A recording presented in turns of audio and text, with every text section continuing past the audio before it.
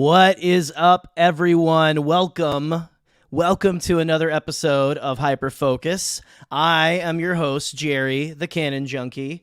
And man, we've got a fun one for you guys tonight. I hope we didn't use all our energy up before the show, because there's just like we had a really fun conversation. Already we're ready to get going. And you know what? I'm not going to waste any time because I know that there is, if you watched the last show, look, we've been off for a week, right? We've been off for a week.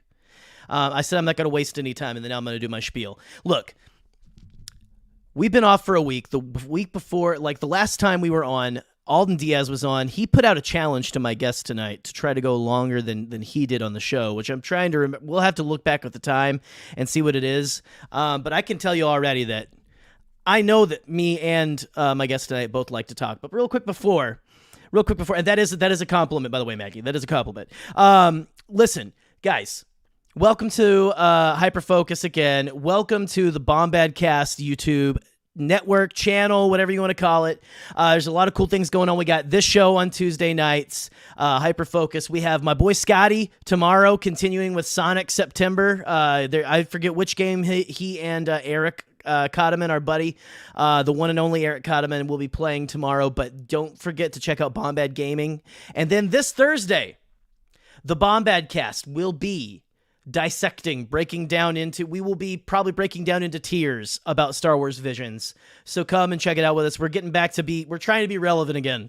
We're going to try to be relevant and stop showing so many clips of grannies on TikTok. We'll try. We got a copyright strike because one of them had Hunger Like the Wolf in it, so I apologize for that, Scotty. But anyway, without any further ado, I want to bring in the one, the only, Maggie Lovitt. Hello, welcome. Maggie. How are you doing? I'm doing so good. Thank you for having me tonight. Thank you for coming on, and I love that we got the Zemo love going on here. Okay, look, we are repping Zemo, and I'm here for it. I'm so here for it. So love my little anti-hero. Hey, and I mean, okay. So I mean, we could break right into that if you would like, and everything. I'm easy. Well, you know what? Zemo in I was very happy with Zemo in Falcon and Winter Soldier. They did him so well. I love how much time we got with him. Me too.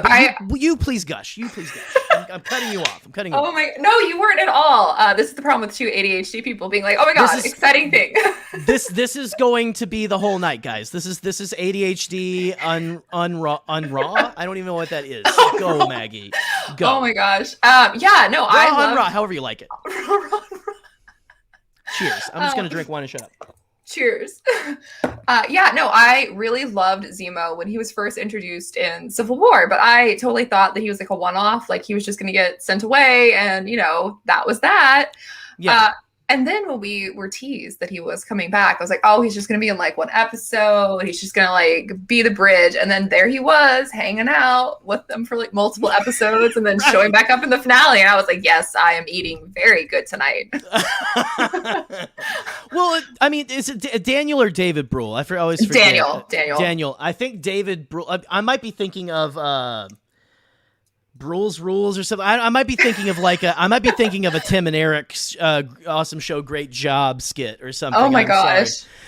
Which is there we go, ADHD. But I think so. None of us were expecting to get all of that. I mean, David Brühl is a lovely man, powerhouse of an actor. Oh man, the man can act circles around just about anybody. I mean, he's the whole Civil War is one of my favorites. That's what I'm trying to say. Civil War is one of my favorite films. I love the conversation between him and T'Challa at the end of that. That last scene is so perfect because he's such a tragic. We learn a little bit more about him. He's a tragic figure in a way, but the whole thing, I'm a dad. I connected with the whole, like, you lose your family, what would you do? Well, the whole scene when he talks about, like, his son seeing Iron Man outside the window and being excited, like, that should have resonated with a lot of people, I feel like. Because that was, like, that was the big hype. Like, yeah, Captain America's cool, but everybody was riding the Iron Man train, like, hard at that point. Very much so. Yeah, absolutely. He's like, he could see the oh man, just the whole like he could see the Iron Man and talking about finding them in the rubble and everything. That just like so not to make it so dark and everything, but like that. I just love that whole where he's the man is going to end it right there. Yeah, and then, of course T'Challa stops him. Deleted the voicemails from his wife, which means he was going through with it. That was like because he didn't think he was gonna. Oh man. Okay. Yeah. Because that was the thing. Because like the way that they kept having him listen to the voicemail, and there's a deleted scene where he listens to it another time as well. Like the fact that they kept repeating that was like the thing that was keeping him going. And then when he finally achieved his goal, he deleted everything. He was about to, He was, and I love T'Challa's "The living are not done with you yet," because I know he's your boy, and I'm not gonna sit here and say, that's how dare you have a crush on a murderer, blah blah blah. I mean, he did a lot of bad things and everything, but that's the whole. The he's good looking and it's fictional. Yeah. And it's great. Yeah. It's great. I mean, I also love Frank Castle. I could be wearing my Punisher shirt right now, holding my two Frank Castle autographed posters. Like, same kind of character. He lost his family. And now he's going to make sure that everybody related to that and involved and culpable is going to be held accountable for it. Maybe not by the court of law, but by the court of Frank Castle. Right. No, I mean, Frank Castle is a fantastic character as well. Slightly different. They go off. It's funny how they go off of slightly different trajectories and stuff, which I mean you can see based on their just the life experiences. Of course, Frank he was a cop, wasn't he? He was in the military. Frank was in the military. Right. Yeah, and then for some reason cops now co-opted, and I don't quite get that, but well, that's the whole thing I was going to bring up was that there is a weird where most people who have a Punisher logo on their giant pickup truck with balls hanging off of it probably don't get the actual character and tragedy of Frank Castle. Because it's like he's not the person cool who because created Frank Castle is like, y'all, what are you doing? He's a cautionary tale. He's a very and look. There is something to like a character who goes after revenge, right? Yeah, I mean Batman. Oh man, he just doesn't kill. He just beats them up. Right. Well, I mean, he didn't kill and stuff. He does in the new stuff, which I like the new movies just as much as the next person, but I miss kind of that Batman code a little bit. Beat them up until they die in the hospital, and then you didn't do it. Right, you didn't do it. Yeah, you're just like what? You're just like pro football. Exactly. You're just like something. Right? Yeah, it's like you're as innocent as pro football. It's fine. The conversation is already like just we're all over the map, and I am having the time of my life right now. But so back to Zemo, I guess, real quick. Yeah. I was gonna say something too about Batman. If we're not careful, I was gonna get on the whole. I love Robert Pattinson as Batman. By the way, I love that. I love him. I love unconventional choices. I will just real quick. I will say. This is something that I will put out into the ether, and Maggie, since you're on so many shows, maybe if you like this, you can say it too, okay? And maybe we can. I'm listening. We can together make it happen. I want Daniel Logan. No, wait, Daniel Logan. No, I'm sorry. Daniel Radcliffe. Harry Potter. Yeah. To play Logan in the MCU. Short King. Wouldn't that be awesome? You imagine Daniel Radcliffe with chops. Oh my God! Have you seen him in the? You don't have to do it as like no, I haven't seen Miracle Worker, but I want to. I've seen, but he had like a beard. Doesn't he have a beard in that or something? Mm-hmm. And it's like, and I've seen it just because he's got like that intensity, like he's got like a face that I'm just like I think, and the man has chops. Such a good actor. He's so good. He can do it. Give unconventional. And then people, it's funny because they were complaining that Hugh Jackman wasn't short enough back in the day. And now we're going to but that's something that's a train that I really want to happen. I really want Daniel Radcliffe to play Wolverine. I want Daniel Radcliffe to play Wolverine. I really want it. As somebody who used to love Twilight, and I still do, I'm not ashamed of that at all. I love that Robert Pattinson and Kristen Stewart are both finally getting to shine. Like, people are finally they're actually really good actors. It was just the movie scripts were terrible and the direction was subpar, but they're both very talented. Well, and I mean, if people like, I won't.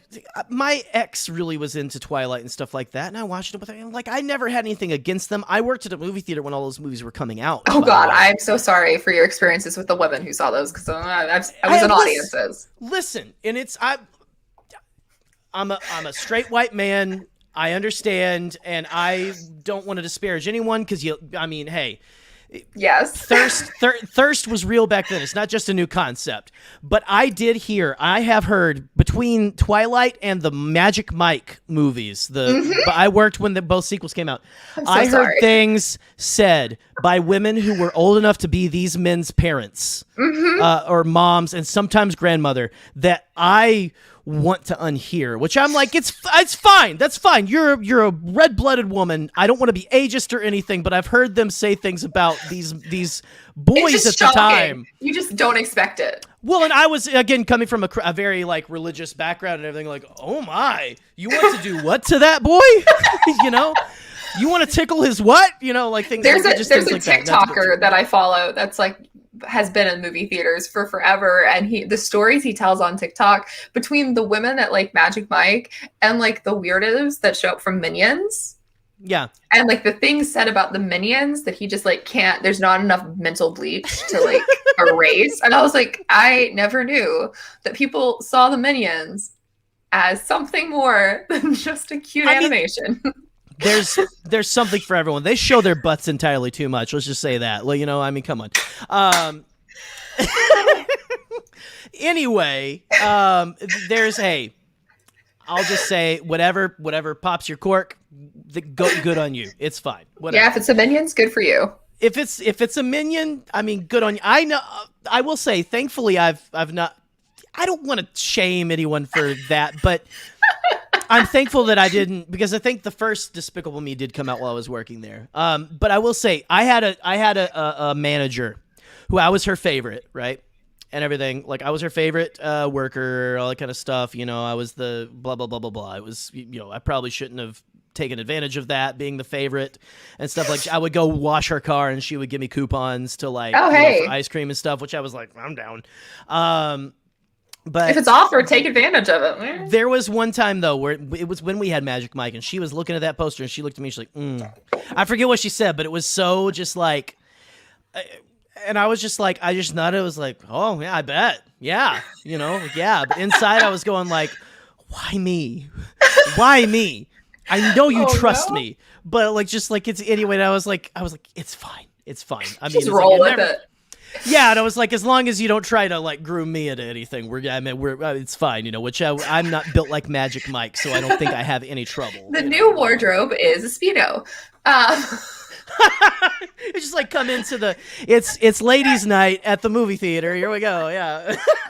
Oh God. No, William, I am not a furry, but I will not again. Like so. How do you even? This is one of Scotty's students, by the way. Yes, I do have the light. I have the lights. William, haven't you been here for Hyperfocus? I usually do with my light across the room on to make the lighting a little different for this show than Bombadcast. Bombadcast to go a little darker and stuff, which maybe I should go darker. Maybe I should go darker for this because I feel like we're like Bombadcast. I think we're trying to make more PG-13, whereas this one I don't give a fuck.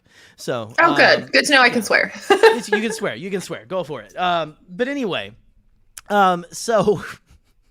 We've covered a plethora of topics tonight already. I mean, no kink shame for anyone and everything. But I honestly didn't. The Minions thing is a new one on me. I'm gonna say that right now. The Minions. I was very shocked, but also not. It was like one of those things where you're just like, what? And then that checks out. I'm not surprised because I've been on the internet for a while now, and I'm happy people are finding their people and things like that. Like, look again.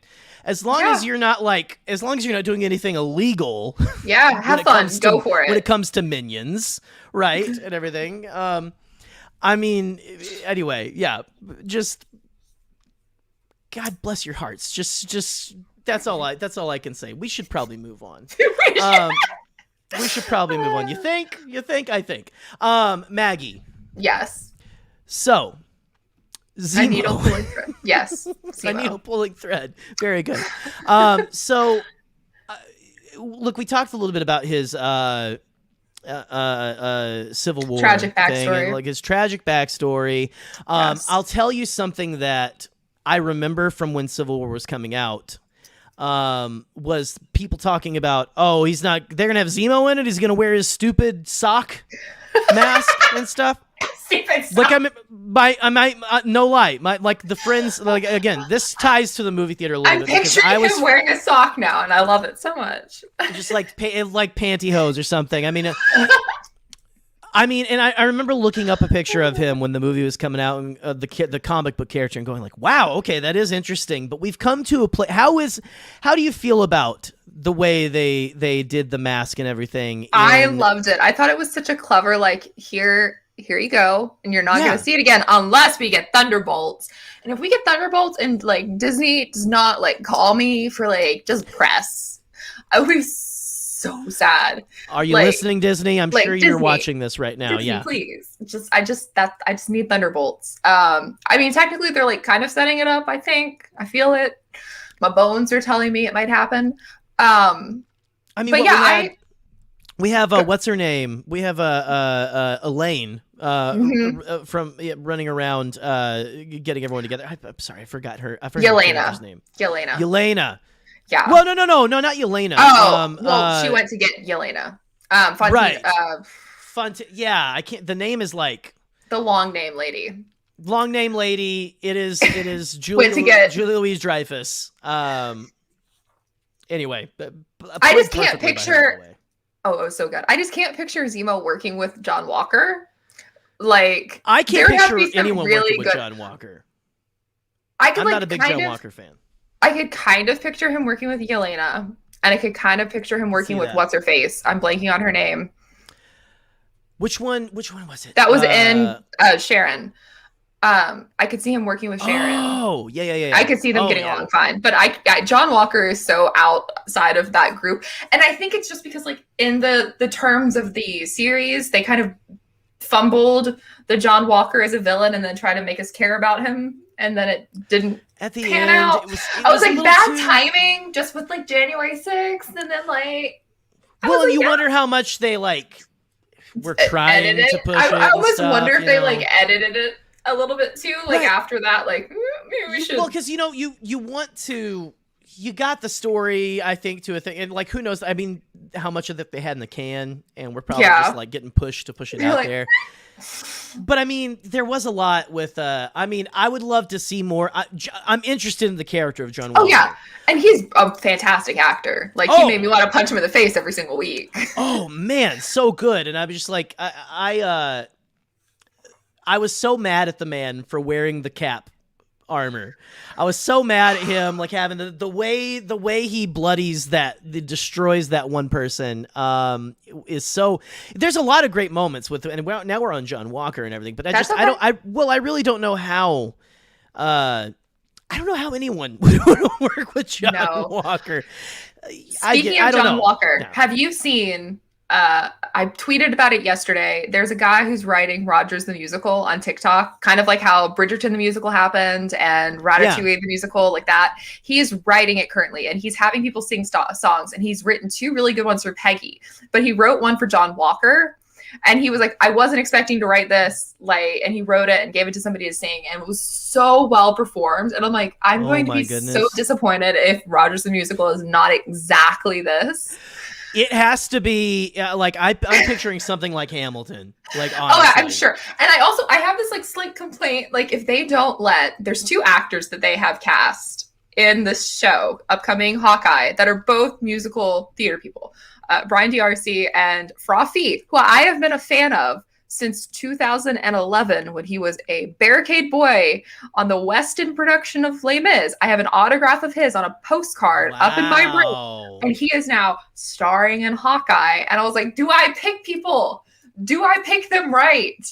Like 10 years ago, 10 years. And now he's like in Hawkeye. That's fine. No, big. I'm in Hawkeye now. Thanks, Maggie. Thanks for the boost. Thanks for the bump. Yes. I like to think it's because I was constantly talking about what a good actor he is. That's what, yeah, and I can't wait till I am on like in an episode of a future season of Hawkeye now and everything. There you go. We'll see. We'll see. We'll have to see. Yeah, The Jerry's Maggie gonna be Bump. in the Hawkeye. There you go. You heard it here first. And everything. Maybe I'll be the new Hawkeye. Maybe people will like. Maybe they'll be like, "Why is Zach Galifianakis shooting arrows or something?" Probably, most likely. I'm guessing.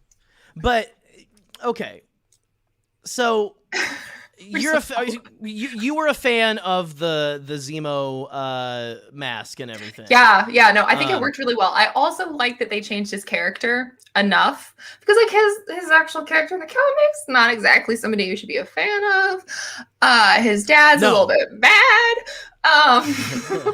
But I also have this like theory. I've talked about it on Twitter a couple of times.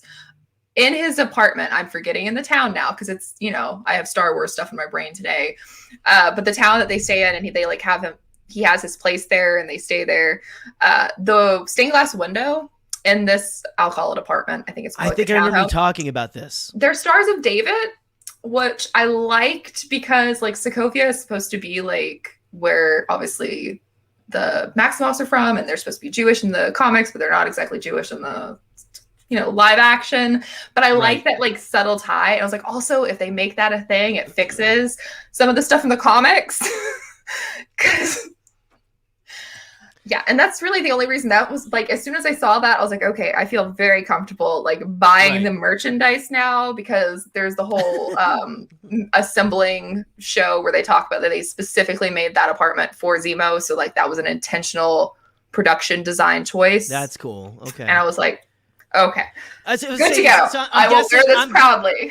I'm guessing he's very anti-Semitic in the comics. Okay. I was gonna say because I haven't read much. I'm not going out to buy the first issue of Zemo. So you know how like Captain America's whole thing was like punching Nazis. Nazi. Yeah. Nazi something here. Yeah. Well, then I'm glad for you. I'm very glad for you that they did that. It also seems like they're bringing around the whole. He is a little bit of a privileged person. He's got like he's a baron. Which is, I mean, that goes back to because Baron Zemo, like they never really called him that in Civil War, but that was a comics thing, right? Yeah. And so, I was happy that they were bringing that kind of stuff around, making it a little closer to the comic, while also, like you're saying, improving Marvel at every turn. I feel like, and I know it has. You can, I guess, make some things about it's a little cookie cutter here or there, sure, maybe, but I think that they are the best studio right now that is adding to they do when they do something different, when they do a spin on it, it's never, to me, it always hits. Yeah, they're good at making it palatable and very family friendly, because there's a lot of stuff in the comics that is not PG and is not family friendly, and they manage to sanitize those parts and make it very marketable to summer blockbusters, things that you want to watch with your family over breakfast on a Saturday morning. They've done really well at doing that. And I mean, well, hats off to the giant corporation that we thank probably you, Mouse. Thank you, Mouse Corporation and stuff. Maybe we don't need to be like praising a corporation, but you know what? You make good movies, so good on you for that. But anyway, so something that we had talked about when we were talking about, like I try to like say, hey, you can think of a topic if you want. For Hyperfocus, when you come on, we can talk about whatever you want, or we can just kind of see where the conversation goes, which we've done a lot of that. But something you did say, you did want to talk about, like maybe that little bit, your fascination with villains and stuff like that. Do you want to expound on that a little? Yes. Right now, because we talked a lot about Zemo and everything, but I want the Maggie dissertation. Okay. On villains. Right now. Okay, I love villains because they are the best part of any story, because good characters are inherently good, and there's no real, you don't have to come up with a reason for why they're good. A character can just be good, but for a villain, you have to come up with why they have reached the point where they are, what took them from being a good person to being a bad person. And in that process, you're going to get a bunch of really fantastic character moments that you're not going to get with somebody like a good character. Usually, to get really good character moments, the good character has to lose somebody, like their accomplice has to die, or they have to think that somebody's dead, or they have to have like a dead parent or something like that to make a character good. Whereas the villain, it propels them forward and they have a motivation the entire way through. And so that everything moving towards whatever their end goal is just like cream on top of the berries. Not to reference the berries and cream TikTok that's currently going around. That's the one I was thinking. Do you remember that from 2007? I'm just the berries and cream. Yes, I do. And he joined. I choked TikTok. myself. I choked myself. Lad joined TikTok. Just I saw that. It's so crazy. But that was a sidebar. But yeah, so like that's what I find interesting sidebar. I don't know what William's asking in the chat. Anyways, I'm sorry. I was like, Maggie, are you anti? What? William, what are you talking about? Anyways. Anyway, don't make me call Scotty. Go on. But that's what I think is so good, because in that process, you find a lot of relatable things, whereas like good characters can be really hard to relate to, which sounds weird to say, because like I'm a good person. I'm not like gonna go out and kill people or something. I'm not a crazy character. I'm not a villain. But there's something about villains that usually they have like something that mental health related, or they've gone through some sort of trauma. There's all sorts of things that people see themselves in. And that was something that with Kylo Ren, a lot of people related to him, because we had this knowledge that his parents weren't always really there. They were very dedicated to their jobs. Han didn't really seem like he wanted to be a father or settle down. He wanted to do his smuggling stuff. Leia was really busy. And a lot of people are latchkey kids. They relate to this kind of idea of being left at home to their own devices with a droid that tries to kill them.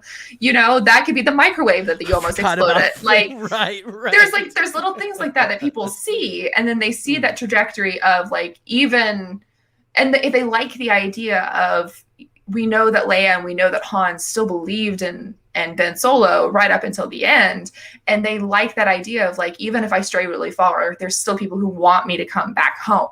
And I think that's something that resonates with a lot of people, whereas like good characters, like yes, Rey has a lot of things that people can relate to, but she also has that temptation with the dark side, which is also kind of that brush with, could I go that way and take advantage of this? And there's like a lot of good choices that you can make with that, like the temptation of being evil.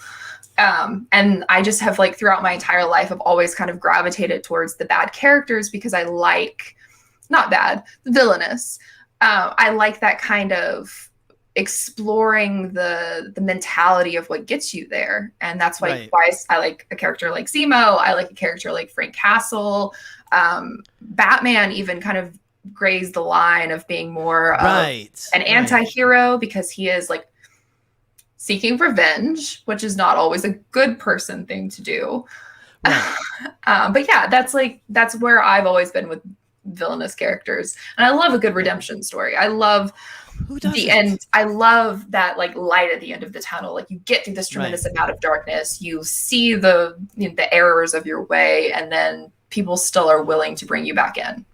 I mean, I think one of the best redemption stories we have in any media so far, of any pop culture right now, for me, is Loki, honestly. Yes. I love how Loki went from, I don't think Loki was a bad guy. No, he's mischievous. Right. But I mean, there was the whole thing where like he started the Battle of New York. A lot of people died and everything. And he was being he was being pretty Nazi-ish without knowing, I think, who the Nazis were in universe and everything. I mean, I love that whole scene between him and the old man in Germany, where he's like, there'll always be men like you. But to see that character go from that to what we have in Loki now, where I watched the last 3 episodes with my parents. They came up 2 weekends ago. Got to visit with them. Just so good to see them. But they came up and we watched the last 3 episodes of Loki because they hadn't seen him yet. And the whole time I'm just looking at my mom and dad going, I just want Loki to be happy. That's all we want. Right. Because that's all that, like the poor guy you end up seeing, like, oh, that's why he's been the way he's been, is his life has been just that whole series. By the way, you want us to talk about a series that is all about mental health and being kind to yourself. Loki, holy shit. So good. superb. There was, oh man, so much. And rewatching the last 3 episodes just recently was it's so good. There's so much in there. And that last episode, even though it is not a big bombastic, which, I mean, you know, again, people make fun of Marvel for being beat 'em up and, you know, cookie cutter.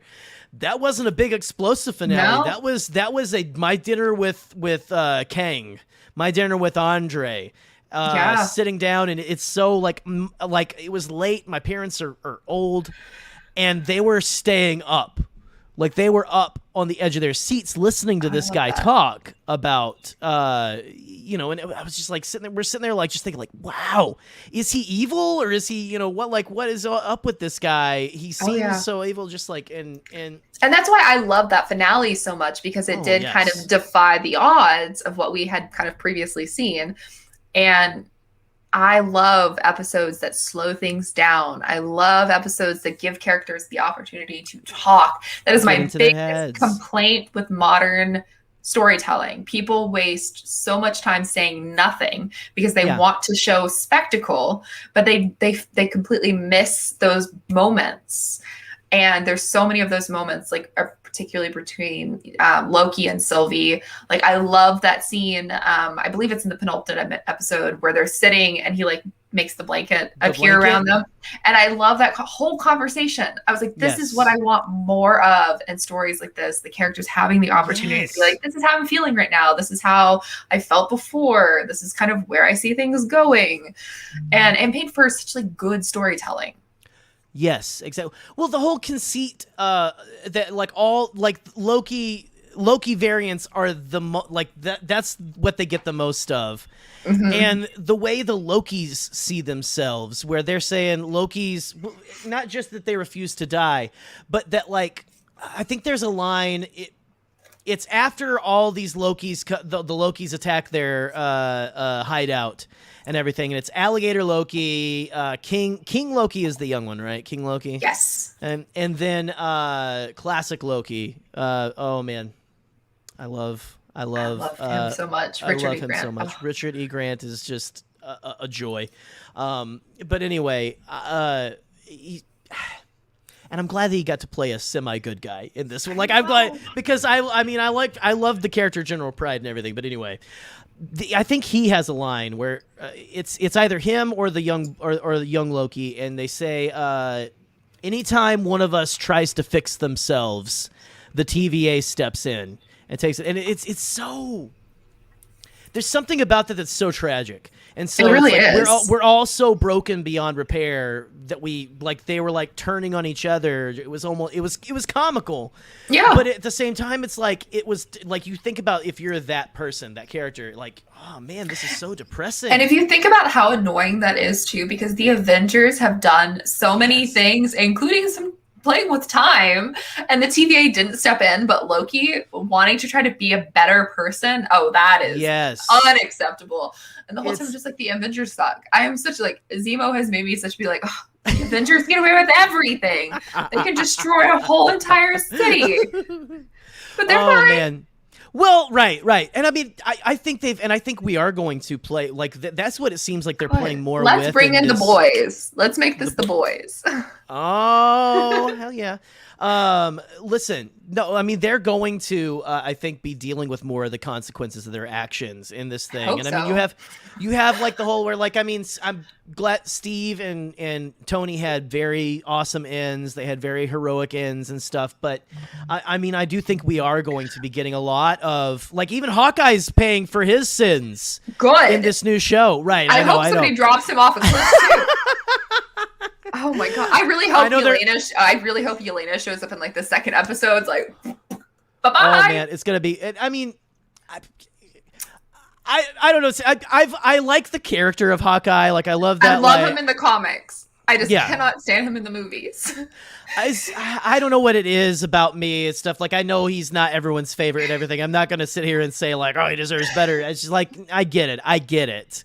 He's a little bit of a douchebag, but there's something that is endearing about that character to me. So I love I think we're gonna find a way. We've got a multiverse now. We're gonna get Natasha back. I mean, I feel like we're gonna. I don't know with that lawsuit. If she'll well, be back. I forgot about the lawsuit. So.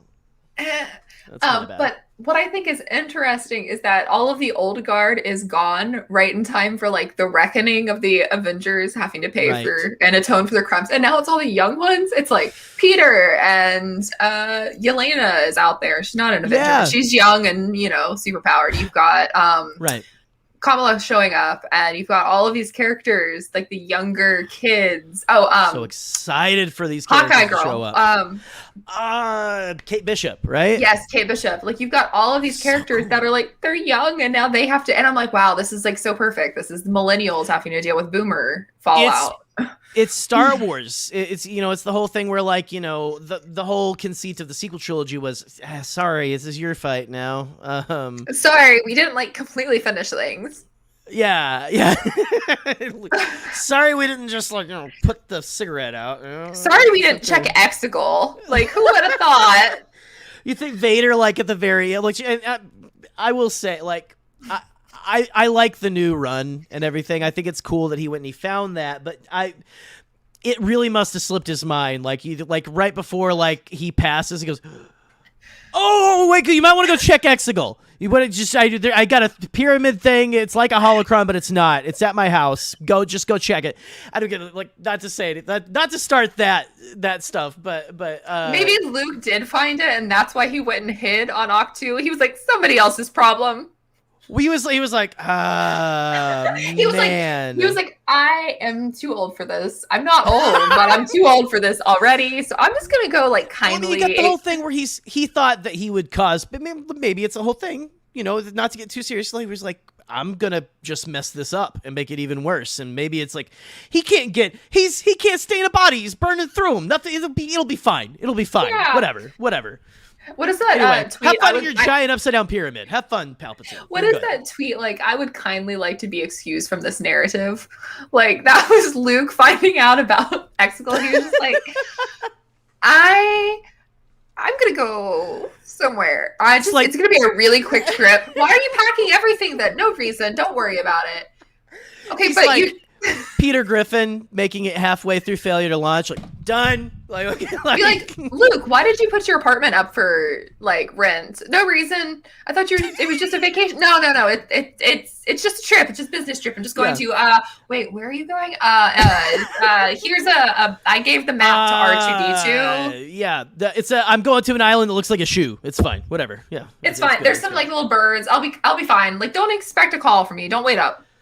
Don't worry. I'm not gonna go try to burn anything down or anything. No, we're good. It's all good. The secret text? I'm not setting them on What's fire. That? Right. And then he's like, whoo, he vanishes. Smoke pellet or something.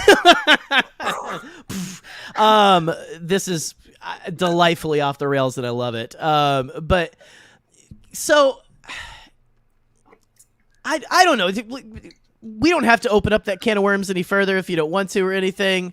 But I will say, we've got a lot of things, I think, a lot of Star Wars storytelling, I think, is starting to tell the story of how we get to the end there. Nice eyebrows. I'm kind of here for it. I'm excited for it to get that Clone Wars treatment or whatever, you know. Like, I want to give it to me, you know, like... try to make it, and I understand. I don't want to sit here and say like you have to like everything that happened in Rise of Skywalker, blah blah blah blah blah. I think I'm more of a fan of it, although I wasn't a fan at first and stuff. You know, I was depressed for 2 months. I'm so sorry, and which is fine, right? And it's like you don't even have to like it still, but it's just like you know, there's things that I hope that they do for the sequels what Clone Wars did for a lot of people for the prequels, right? Because I was a prequel kid and everything. I loved it already. Same. And everything. I had to pretend like I hated it in college and everything. I never pretended that I hated it. I was like, leave me alone. I never, I take that back. I would laugh at a Jar Jar joke, but I would on the inside die a little every time. Because like, you know, I felt like the only person. And so I was like, yeah, I always ended up being the person having to go, I guess I still like them, you know, and things like that, you know. What do you got? I was trying to decide if I wanted to tell like this like hilariously embarrassing story about me as a 13-year-old. If you want, I'll try to pull out a really embarrassing one of me if you do. No worries. Okay. No worries. I've got a ton, even recent ones. It's fine. This was me as a prequel era child. And I think this says a lot about like my restraint on the internet now. Remember back in the day, like we didn't have cell phones. We didn't have, this is like 13, 14. We didn't have cell phones. Right. We had dial-up internet. It made loud noises, kids. It was scary. It was a nightmare. I would print out pictures of Hayden Christensen, some of which were shirtless. One in particular was like greasy. Well, there you go. Same. And I would keep them inside of a journal, and I would take these journals with me. Yeah. And I have this one really distinct memory of, I had this friend group that I made at a summer camp for homeschoolers, because, it was really cool. And I remember turning to one of my friends and being like, do you want to see this picture of Hayden Christensen? And being like, and I realize now it's going like around peddling Hayden porn. I know, but now like I realize it's the same as being like on Twitter, like hitting up DMs of like Arzu or somebody and be like, hey, I just saw this like really hot picture. Oh my gosh. After really like here's Tamara Morrison. And like sending a picture. And I realize it's like the same thing, but like I love the Tamurazance that's going on, by the way. The Tamurazance is beautiful. We're here for it. I'm so here for it. We're here for it. But But I just like the hilarity of that. Like kids today will not understand how hard it was for us to keep our content. Like I can save a dozen pictures of Daniel Bruhl on my phone, and I can just revisit it whenever I want to. Just go through be like, yep, that's my Zemo fix for the day. But like back then, I had to print them out, hope that my mother couldn't see. Do you remember how you could see what had been printed? Like you could go through like a printer log. And so I finally figured out how to delete that. But like I also feel like if she had found my Hayden Christensen collection, she would have been okay. Because when I was like 8, I was really obsessed with Big Wolf on Campus, which was a hilarious werewolf on high school campus thing. And I was really embarrassed about liking it. So I would watch it only when my mom was vacuuming on mute. And I would predict when she was going to turn the vacuum off. Because you remember TVs took a while to like vanish. Like the screen would still be green and like show what was just on. Yeah. And so I'd have to like predict when she was going to be done vacuuming so I could turn the TV off and like grab a magazine, Oh my Lord. And one morning, I identify with this so much, by the way. Maybe not the same like content, but definitely I agree with it. Like the sneaking to watch things. Yeah. Oh yeah, totally. But I still remember one morning over breakfast, my mom brought me a bunch of pictures that she printed off the internet for me, and it was of the main actor from Big Wolf on Campus, and I was mortified, and I hid them inside of like I had one of those preschool like grocery store like cash registers. Yeah. And it had a little like fake lock under it for like the money. And I hid all these pictures of this actor in there because I was just like mortified that she knew. I was just like, nope, I can never watch this show again. It's been ruined for me. Right. That's look, growing up, like I said, we both grew up a little religious and stuff like that. And so it's like, that's a little bit of the, well, mom and dad to find my stash. Exactly. Whatever it is. Like the same, it's not even like, it's not even like the worst stuff and everything. No. It was like, oh, yeah, it was like a headshot of a Hayden Christensen and like a shirtless picture. Like, ooh. Right. It's the best part of the story of me being like, you want to see this picture of Hayden Christensen? My friend's father was a pastor. They're always up for anything. They really are. They're always up for anything. That's what I've learned over my years. In hindsight, I was like, that could have gone really badly. It could have. That reminds me. Oh man, you're bringing back so many memories for me, Maggie. But by the way, if someone ever asks you if you want to see a picture of Hayden Christensen, it's just like if someone asks you if you're a god, you say yes. Yes. Okay, that's the answer. If someone asks you if you're a god, if someone asks you if you want to see a picture of Hayden Christensen, you say yes. You say yes. Okay. You also, if he's ever unless they're in a white panel van, like a photo op or autograph, you buy them no matter how much money you have to shell out. I saw your thing. So I'm very happy for you, and also my condolences. Yeah, it hurt. I put it on my credit card. I was like, I'll think about that next year. I was like, I'm not going to look at my credit card bill. Struggle is so real. Oh man. Listen, kids, listen, don't take, be better. Don't take financial advice. Be better. Us. Don't take financial advice from any ADHD person unless their hyper focus is on financial stability. That's all I Because gotta say. the That's all I gotta say. impulsivity of ADHD is so dangerous. And I made this mistake a few years ago of like programming my phone with my credit card information, where all I had to do was like have my thumbprint or my face. And that has led to a lot of surprise purchases. It's like, oh, it's so easy. I don't have to remember anything. Like, oh, And like the damn, joy of a it's too package easy. showing up. It's too easy. Yeah, right. The exactly. serotonin boost of like, ooh, something's coming today. Something's coming today. It's, oh my goodness. This is like, listen, guys. If you don't know what's going on with the struggle of easy purchase and everything, then I don't know how to explain it to you. You got to learn that. You got to learn that yourself.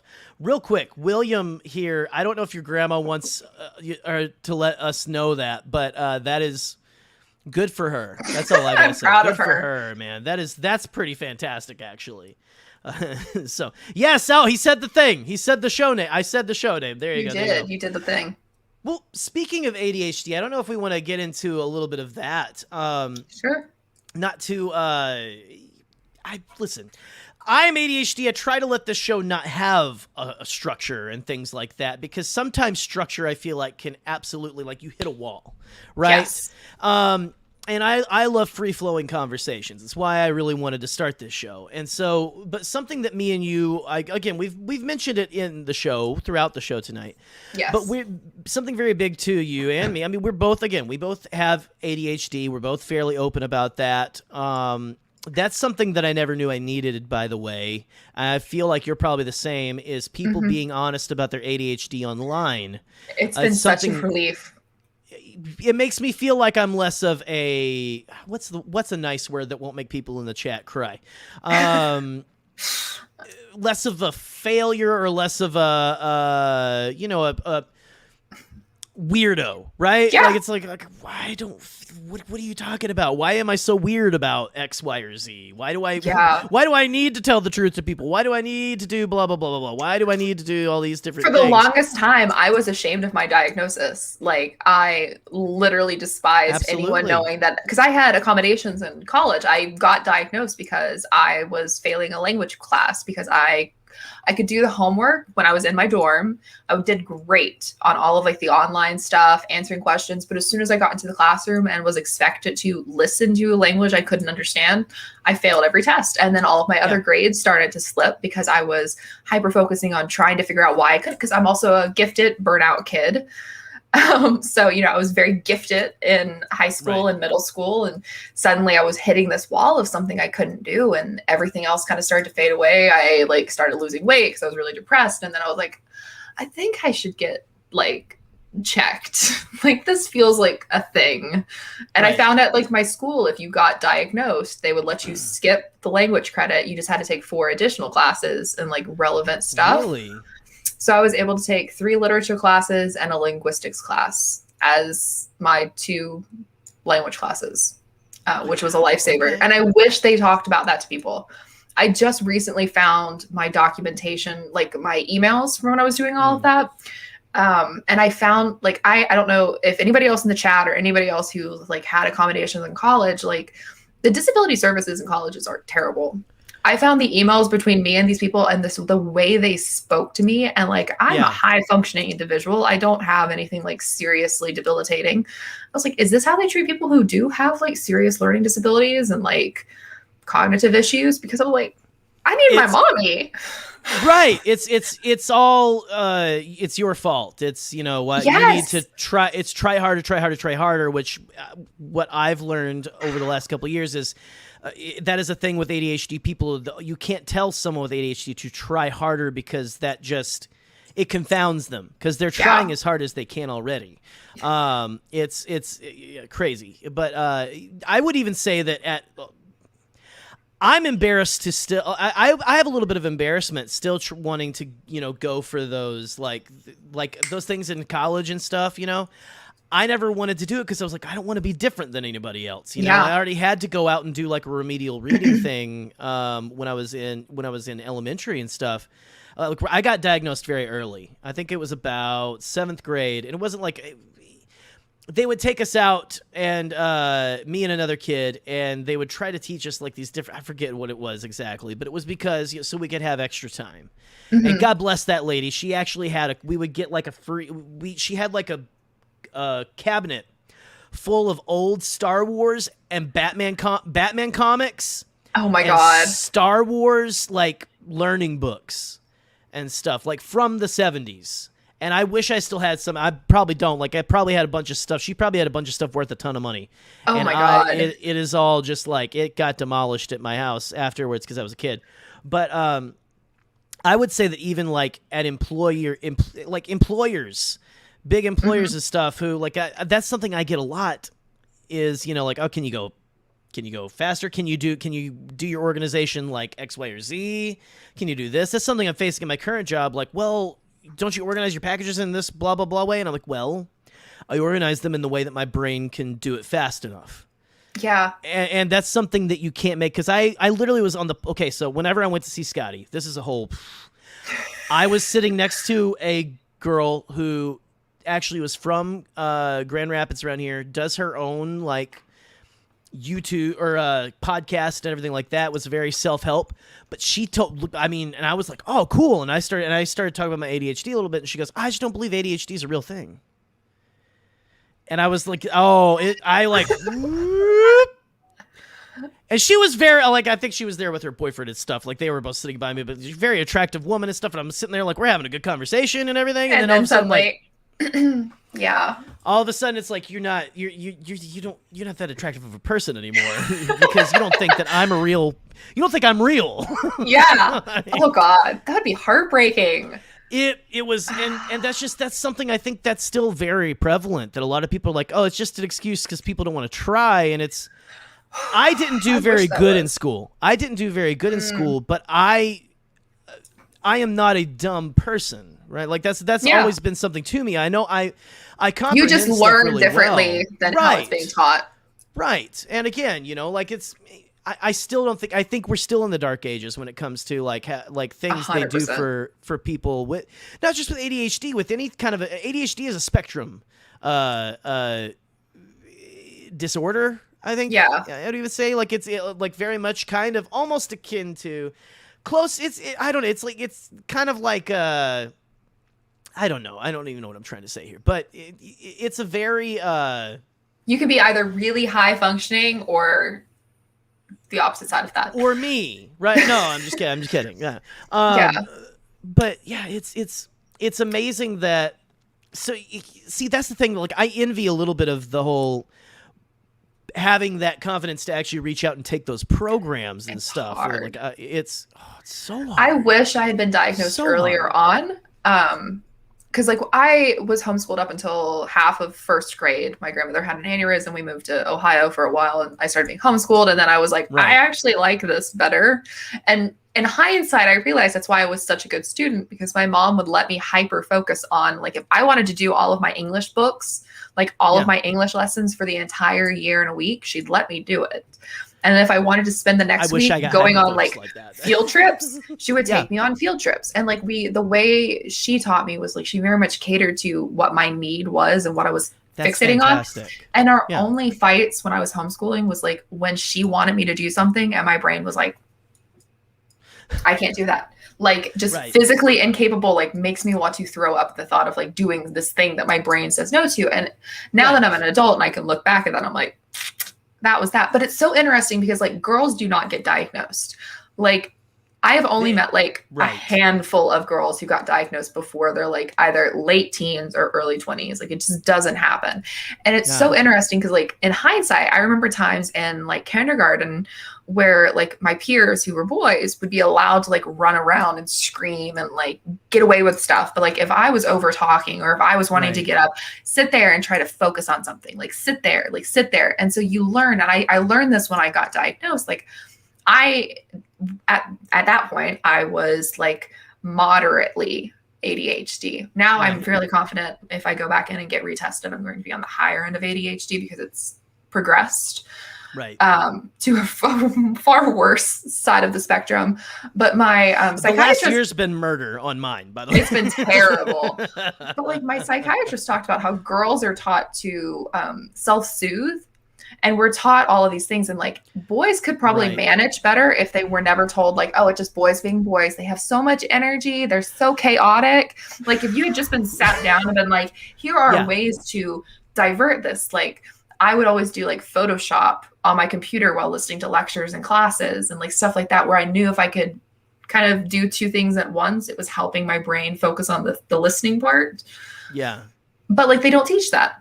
Nobody stops and like shows boys how to do that. So then you have boys who have had to be medicated their entire lives. And then when they stop, they have no coping mechanisms. And it's like the way that we have approached ADHD, like there is a way to fix it. Hello. Like there's a way to fix this. Yeah. It's, well, and again, there's been, I think over the last, I don't know if you want to say the honestly, full decade, I think the last year and a half, people have been so much better about it. It feels like it. It feels like people are actually going like, okay, there's, and like, so I wasn't a hyperactive kid, right? Like I wasn't the hyperactive. I was very, within myself and everything. So I didn't have that boys will be boys kind of a thing, but it was always like, well, why can't you get the homework done? Why can't you do this? Why can't you do that? You're very much right though. Avoidance? I don't know, but it's like, but what's weird about ADHD is ADHD is such an umbrella term. It's so much. There's so many. It is a wide spectrum of stuff. Like me and you, like what works for you will not work for me. It has to be. It has to. You have to find your own thing. And I did. Like so, they did put me on Ritalin for a couple years. I had a moment where, oh yeah, and my cousin was on that for a while. That's how they dealt with it back then. Like, oh, he's got ADHD. Put him on Ritalin. And I had so there was a time where like, here's an embarrassing story about me. I stood up for probably a teacher. Looking back on it, the teacher was kind of a creep and stuff, but like, you're going to a Christian school and people were making fun of the teacher and he seemed like he was not all there. And there were things I didn't know about him that I found out later. I was like, hey, you're a little bit of a creepazoid. But, I stood up for him because people were making fun of him out loud in a class. Oh, that's not nice. And and I got made fun of by a guy who ended up becoming a good friend of mine for a little while in college and stuff. But I had an outburst where I yelled at him and had like a pounding headache for like hours and stuff. And I think it was like they took me off of Ritalin after that. And then I didn't get on anything for a long time. But it was like, I think that like it had like built up and then all of a sudden like, boom, I had that outburst of anger or something. And I was a happy kid once I got off of that stuff. Yeah. But I'm not even saying, but like my mother has issues about medication now because of that and everything, I don't think I would have had an aneurysm or anything. I just think like I thought I needed to go on something else, but my mother's a worrier and things like that, It's just kind of we're going to you can psychoanalyze me all you want. It's fine. But, and then again, I didn't take advantage of anything in college. I went all the way through college. Took me a while.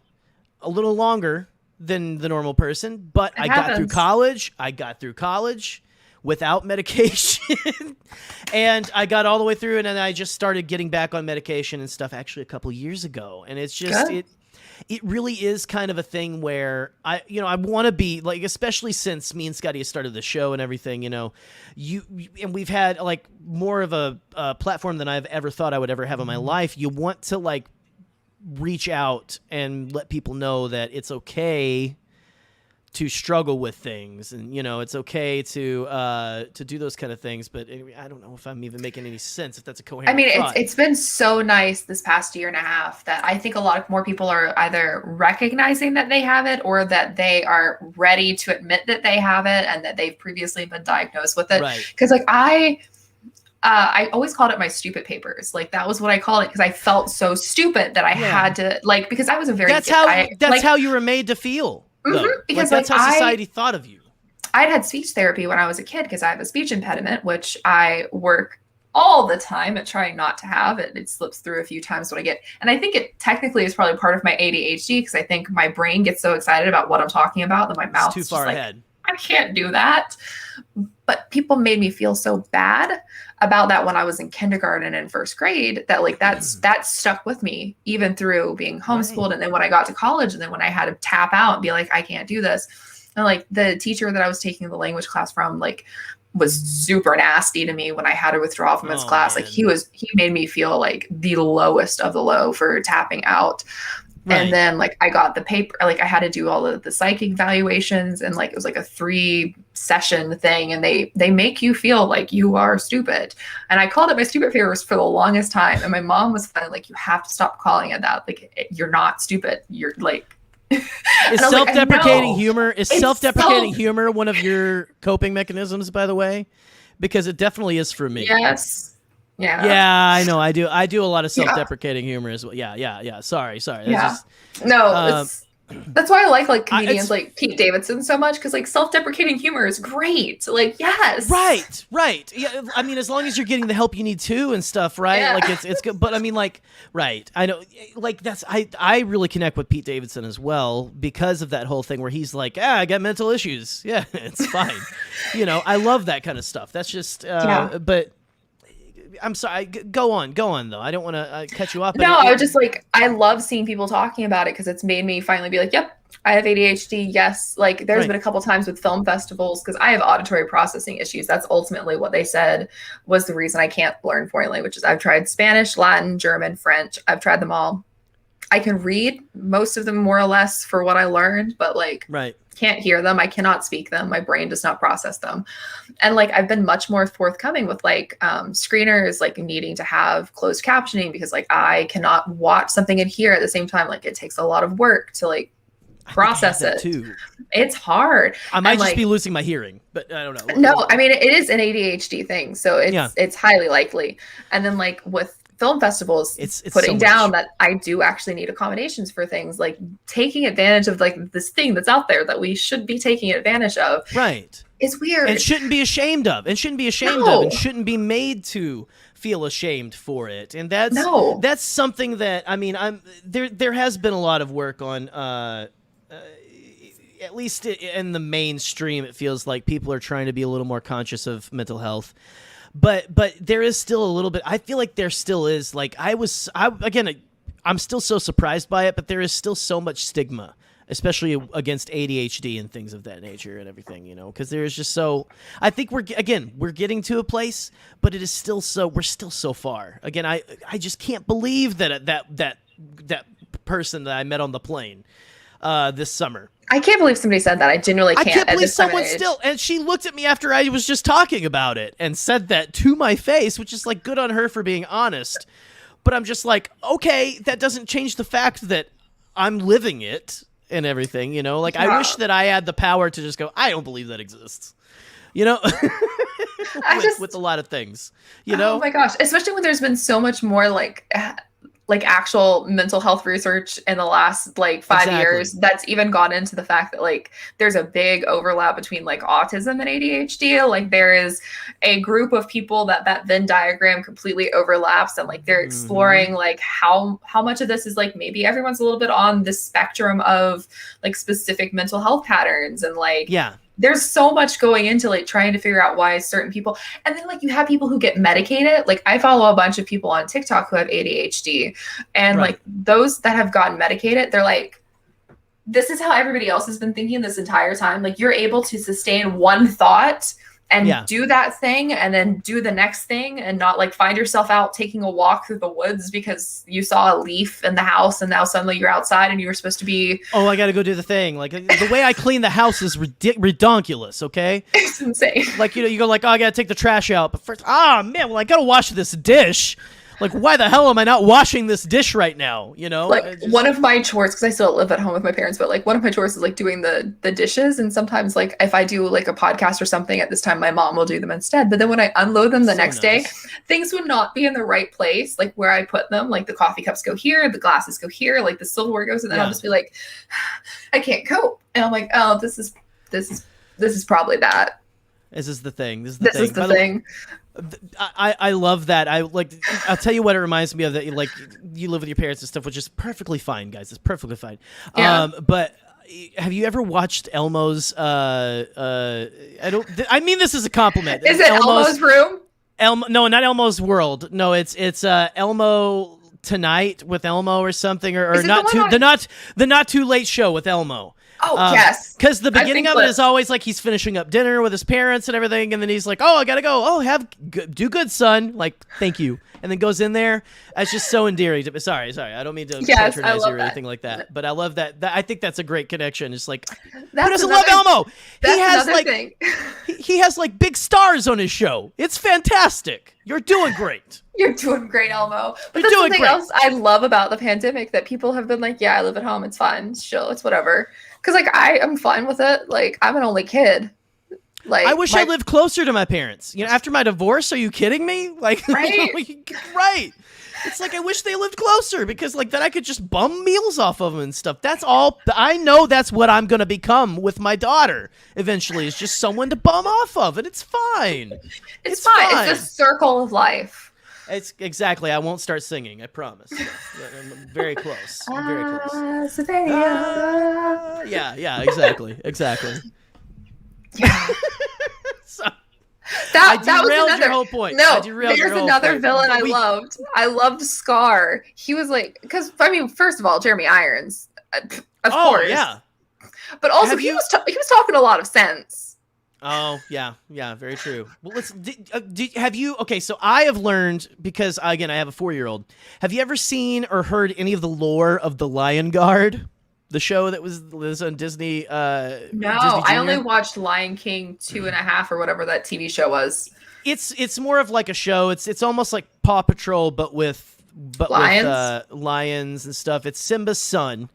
So it turns out that there used to be this thing called the Lion Guard. Okay. Oh. And Scar was in charge of the Lion Guard, and you got a mystical power, the roar of the Lion Guard. You got a mystical, like apparently the Lion Guard had superpowers, kind of, and one of them was like this very powerful roar, and Scar had that, but he used his power against the other Lion Guard, and he lost his power forever, so that's why he's so bitter. So then we got more backstory for Scar. There you go. I mean, in a Disney Junior show. You see that? Villains have reasons. So I thought you would appreciate that. I love that. You're such a Scar fan. That reminds me of Kingdom Hearts, because when you could pull in like the summon, you could like summon the like super cool characters, and one of them was Simba, and he had like the lion's roar was his power. I think that's the thing to call it, the lion's roar. And they get like you get a little tattoo that appears on your fur and stuff on Lion Guard. Wait. So they put this. It reminds me of then. Oh, really? Well, is it the new Kingdom Hearts? No, the original one, the one that came out 19 years ago. I wonder when that stuff started, because I thought Lion Guard was a little newer than that. Maybe they borrowed from that. Maybe they're like, that's cool. It reminds me of back in the day when Jurassic Park had the toys that like, it had like the JP on the leg and stuff. And I was always like, fleshy. Oh yeah. But that's what it reminded me. It's the JP brand. It's like they give all their, I just imagine like, I mean, when you're a kid, I was looking at the JP on the dinosaur leg going, who, like, that's not in the movie. Or if it is, like, whose job is it to go and tattoo every dinosaur? Like, it's like a tattoo, because it doesn't even look like a brand. It's like, it looks like ink. I'm like, it's like some guys out there like sedating a dinosaur, or like a tattoo pin going, I think I'm gonna actually put a sailor. I think I'm gonna put like an anchor on this one. I don't know. I just turned the J into an anchor. I just think that would look a lot better. Anyway, I should have listened to Mom. Sorry. That's me. I went off on a tangent. Connor makes a really good point about First Aid Kit. First Aid Kit, The Lion's Roar is a really good song. I love First Aid Kit. I see. Okay, I haven't listened to much First Aid Kit. I'm gonna have to check that out. They're awesome. Okay. I've been listening to. I just found a band called Nowhere Nothing, or it's a guy. I don't know if. Let me see if I'm saying that right. Nothing Nowhere, and he came out with There was a song with, I don't know if anyone knows Kenny Hoopla. I'm a big Kenny Hoopla fan right now. All these new people who are kind of getting into, they're doing like old school punk, and I'm here for it. Anyway. But there's a song called Blood. Go check it out. Very nice. It's got a sick beat. I've been listening to the new Casey Musgraves album. Ooh, fantastic. Awesome. Listen, I'm not as versed in music as much as I used to be. I used to be more like of a jack of all trades. I started out with my parents were country fans and stuff back in the day. I'm so sorry.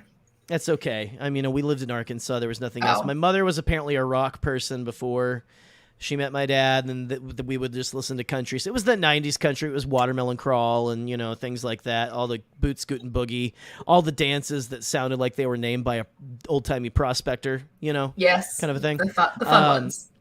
Guys, so I just put in the chat. I just put the link in the chat.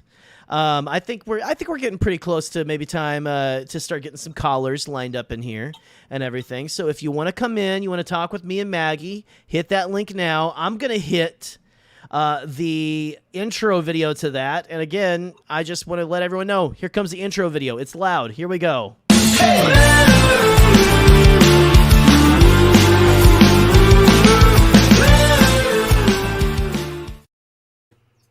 Okay, here we are. It's also not that long. Listen, guys, I'm trying to pull up YouTube as we speak. The tube. I'm pulling up the tubes. I sound like a plumber. I'm just gonna pull up the tubes real quick here and okay. Listen, we need to see how long Alden's thing went, and look, I want to say it was like 2.5. Where are we? Come here. Where are we? No, you're good. Let it roll. Let it rip. Okay. 2 hours, 18 minutes, and 18 seconds, which is, okay. All right. So that is the number to beat. Oh, we have the skull now. Okay. We have the skull. All right, guys, seriously, share this out there. If you want to hit the link, come in here and talk with us.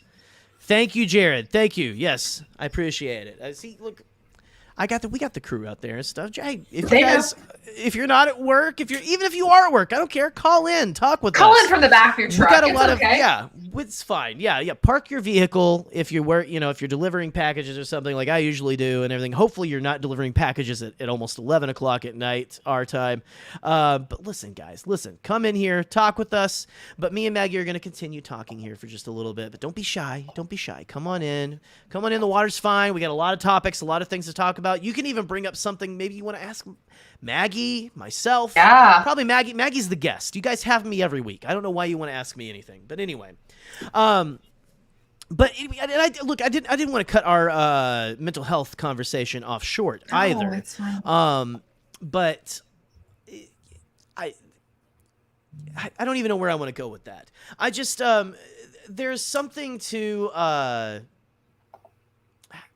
I keep going back to the whole premise of finding what works for you, and that I feel like I'm in a little bit of I feel like I'm behind the game. Like I've had a lot of life changes over the last year and everything, right? Okay.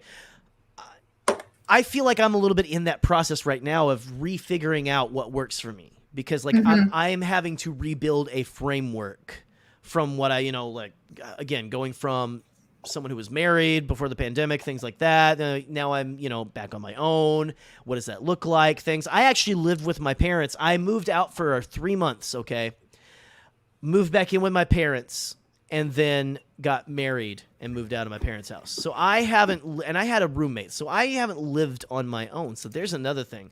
So don't feel bad about living at your parents' house right now, Maggie, because I am just learning how to become an independent person right now. Yeah, that's at rough. 34, right? And it's interesting. That's something that I've tried to not be embarrassed about and everything. It's nothing I really had complete control over, right? Like you're raised a certain way, hey, I think this is going to be good. No one, I didn't go into the marriage I went into thinking like, this will probably end in a few years, whatever, it's fine. No, you don't think that. But just the importance of finding what works for you. I don't know. That's if you take anything away from the show tonight, I would think I don't want to speak for Maggie, but I would hope that it would be that you find what works for you and stick with it and don't be embarrassed about. Yeah. I wish somebody had told me that years ago. Like, you don't have to be ashamed. It's not a secret. Like, everybody's dealing with something. Right, which again, maybe that's the one good thing to come out of the pandemic is people are a little more, it does feel like people got a little more open, because when you're trapped inside for a year plus, you kind of start to go, okay, I have issues. I have some things I'm struggling I have with. some things I need to just like unpack. Yeah, I'm just gonna lay this out for all of you guys, and just it's fine, but it really has. I think a lot of us, especially if you're a person who's on social media, if you're online, a lot of the last year and a half has been trying to keep each other sane a little bit. Has been trying to, and I mean, I'm not trying to use that all willy-nilly and everything, not like we're not crazy or anything, but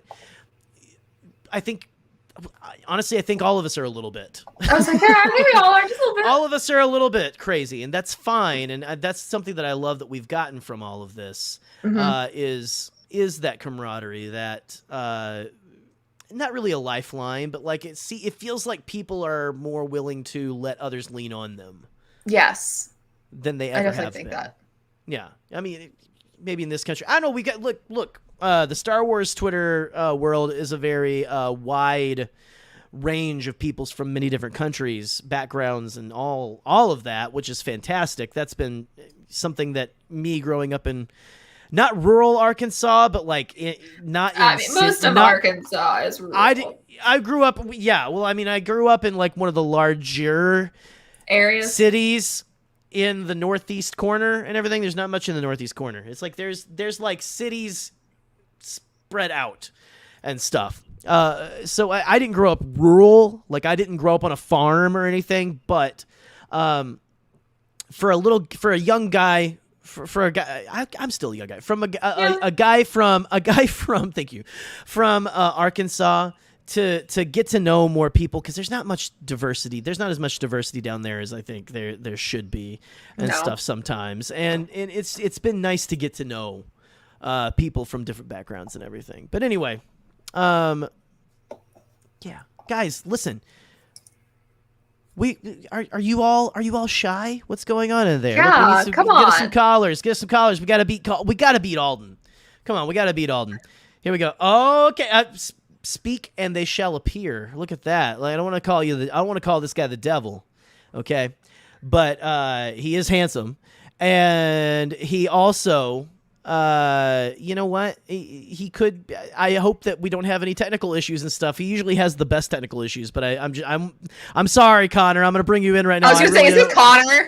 I'm sorry. I love you, Connor. Hello. How you doing, buddy? I didn't mean to jinx it right off the bat. No, you're good. No, I'm using the microphone that's actually reliable and won't spritz.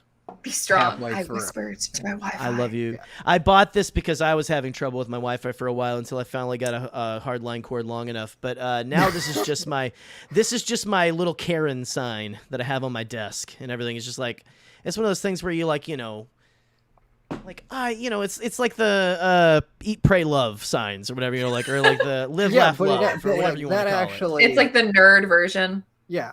It's a good be version. strong. I whispered to my Wi-Fi. I mean, I see a lot of stuff now on people's doors and everything. Like I saw one the other day. What was it? Our doorbell is broken. Just yell ding dong really loud. So I was like, this has, and then there was like a little bear holding a sign that said "Go away," and I was like, I bet these people are the really nice. Oh, I just can't bear it. They're really they're really nice, funny, like the people who think they're funny. But they're very just like, you know, like, anyway. It doesn't come across as funny. I judge people based on their yard signage and everything. Just that's an unexpected thing that's come across in this job and everything. But of course, if you have a lot of Trump signs, I come across a lot of that in rural Michigan. Let's just say that. But anyway, Connor, what brings you to our lovely neck of the woods tonight? I'm not sure. You know, just Hyperfocus, really. I'm not sure. Just cause. Yeah. I don't really know. Hyperfocus. Yeah, it's just kind of like, I knew, because when I saw that you were having Maggie on, I was like, okay, this is going to be, I knew for a fact there was going to be a discussion about villains. And I really liked it. It was really insightful. Thank you. And I really think that, like. Really insightful. Seriously. Yeah, seriously, because, like, I'm the polar opposite, honestly. I'm more into the good people. I'm a Yeah. little white bread too. I like my white hats and stuff, but you know I'm a basic bitch. It's Yeah. fine. Hey, at And least it's you okay. can admit it. It's You can okay admit to be it. basic bitch. I'm not gonna go around telling Maggie like oh you better stop. Just stop being attracted to mean people. You know, like I'm not gonna Stop being like a go around and do Martian that kind of hoe. stuff. Oh man, Martian Rowe was mentioned earlier in the chat. I didn't pull it up yet, but we could go on forever about Martian Rowe. Oh, I haven't finished Out I have of the thoughts. Shadows or Tempest Runner yet. Ah man, I need to Out of Man. the Shadows is my like Rising Storm and Out of the Shadows are truly like two of my favorites. 'Cause I just love the Martian Row content. I But am. Yeah. Ooh. Anyway, I love Arzu. Is Arzu here? oh my Whoa, You mentioned Arzu. Martian Row and she just appears. Imagine mention Martian Rowe and she appears. Hey, Arzu, there. I don't know if you want to go through and find the link, but you can call in if you want to. Just saying that would be. I don't know if you'll be able to stop the four. Who knows? I don't know if you'll be able to stop that stream of conversation and everything. We'll be talking so much The about Martian. sheer amount of Martian Row conversations that are had between us. I want to see it, kind of. It's terrifying. Connor. Yes. Again, what were you saying, my man? Just other than the insightful villain discussion you guys had, just the discussions about ADHD, because like I don't talk about it much online, but I was also diagnosed like very early on. I'm just gonna keep it short. I had a very tumultuous birth. Not fun. Yeah. I'll keep the details for after. But I was a Why very not? Sorry. I was a very It's not the Obi-Wan Kenobi shorts. Okay, never mind. I have Baby Yoda shorts on right now. You can't really see them, but they're my pajama Oh, pants. nice. I'm wearing That's jean shorts right now, actually. I'm very I'm just trendy. wearing shorts. We all have pants on. We're good to Yep. go. We're good. What? But I can't remember when I was diagnosed with ADHD because Right. they knew I was a bounce off the walls kind of kid. Like it was bad. Like Right. hyperfocus, take out the focus, and that was me. Hyper. Like it was bad apparently. And then I also had a big speech impediment. Mine was just what was it? I had to have braces. I had a big overbite. I had buck teeth. Oh, jeez. I think I sort of just had had messed that up teeth. too. Like it wasn't as I was a thumb sucker. same. Really messes up your ability to do like THs, SHs. Yep. Yeah, that was pretty much it for me too. I was big on that too. Oh my, this is insane how at least now how sort of similar our stories are. Yeah. It helps. I can't remember it helps when to I was talk about it diagnosed, and but, find like, people. It was bad. And like my mom had to fight fight everyone basically because like they were trying to get me medication. And she was like, Right. no. And like thankfully that never had to happen. And I didn't, and like you said, Maggie, I never had to have any of the stuff with accommodations, thankfully, in college. But like that must have. They're so demeaning. And I was like, I remember like having several breakdowns after because every semester you had to meet with them again. Mhm. And they were so mean. And a couple of times I'd be like, Mom, you have to come with me. And they'd be like, oh, you had to bring your mom in. And I was like, to keep you from like they would ignore me. They would like act like they lost my paper, like all that kind of stuff. I'm like, there's no reason for this to be this difficult. God, Yeah, that is so terrible. That's horrible. Your job is to help kids with learning disabilities. It's literally not for harass accommodations, them. right? Yeah. Like if you can't be sympathetic, this is not the job for you. Yeah, Again, no, look, I've said is we're fine to drop the F-bombs if you want. Fuck those people who are not trying to like help kids. I always felt so sorry. bad because like there were people who were like way far worse off than I was that would like come in there and they would just be so mean to them and you could hear them being mean in like the little like wings and it's like why do you need to have an advocate for something that you've already got a paper for? Yeah. I had to go through accommodations once in my at my disability services, but it was because I had a really bad concussion. Oh no. Oh man. All right, I'm going to tell this story right now. Yeah. Go for it. It was February 2019. I was playing Ultimate Frisbee with friends. We have a club. We don't have a team. We just have like a club on campus.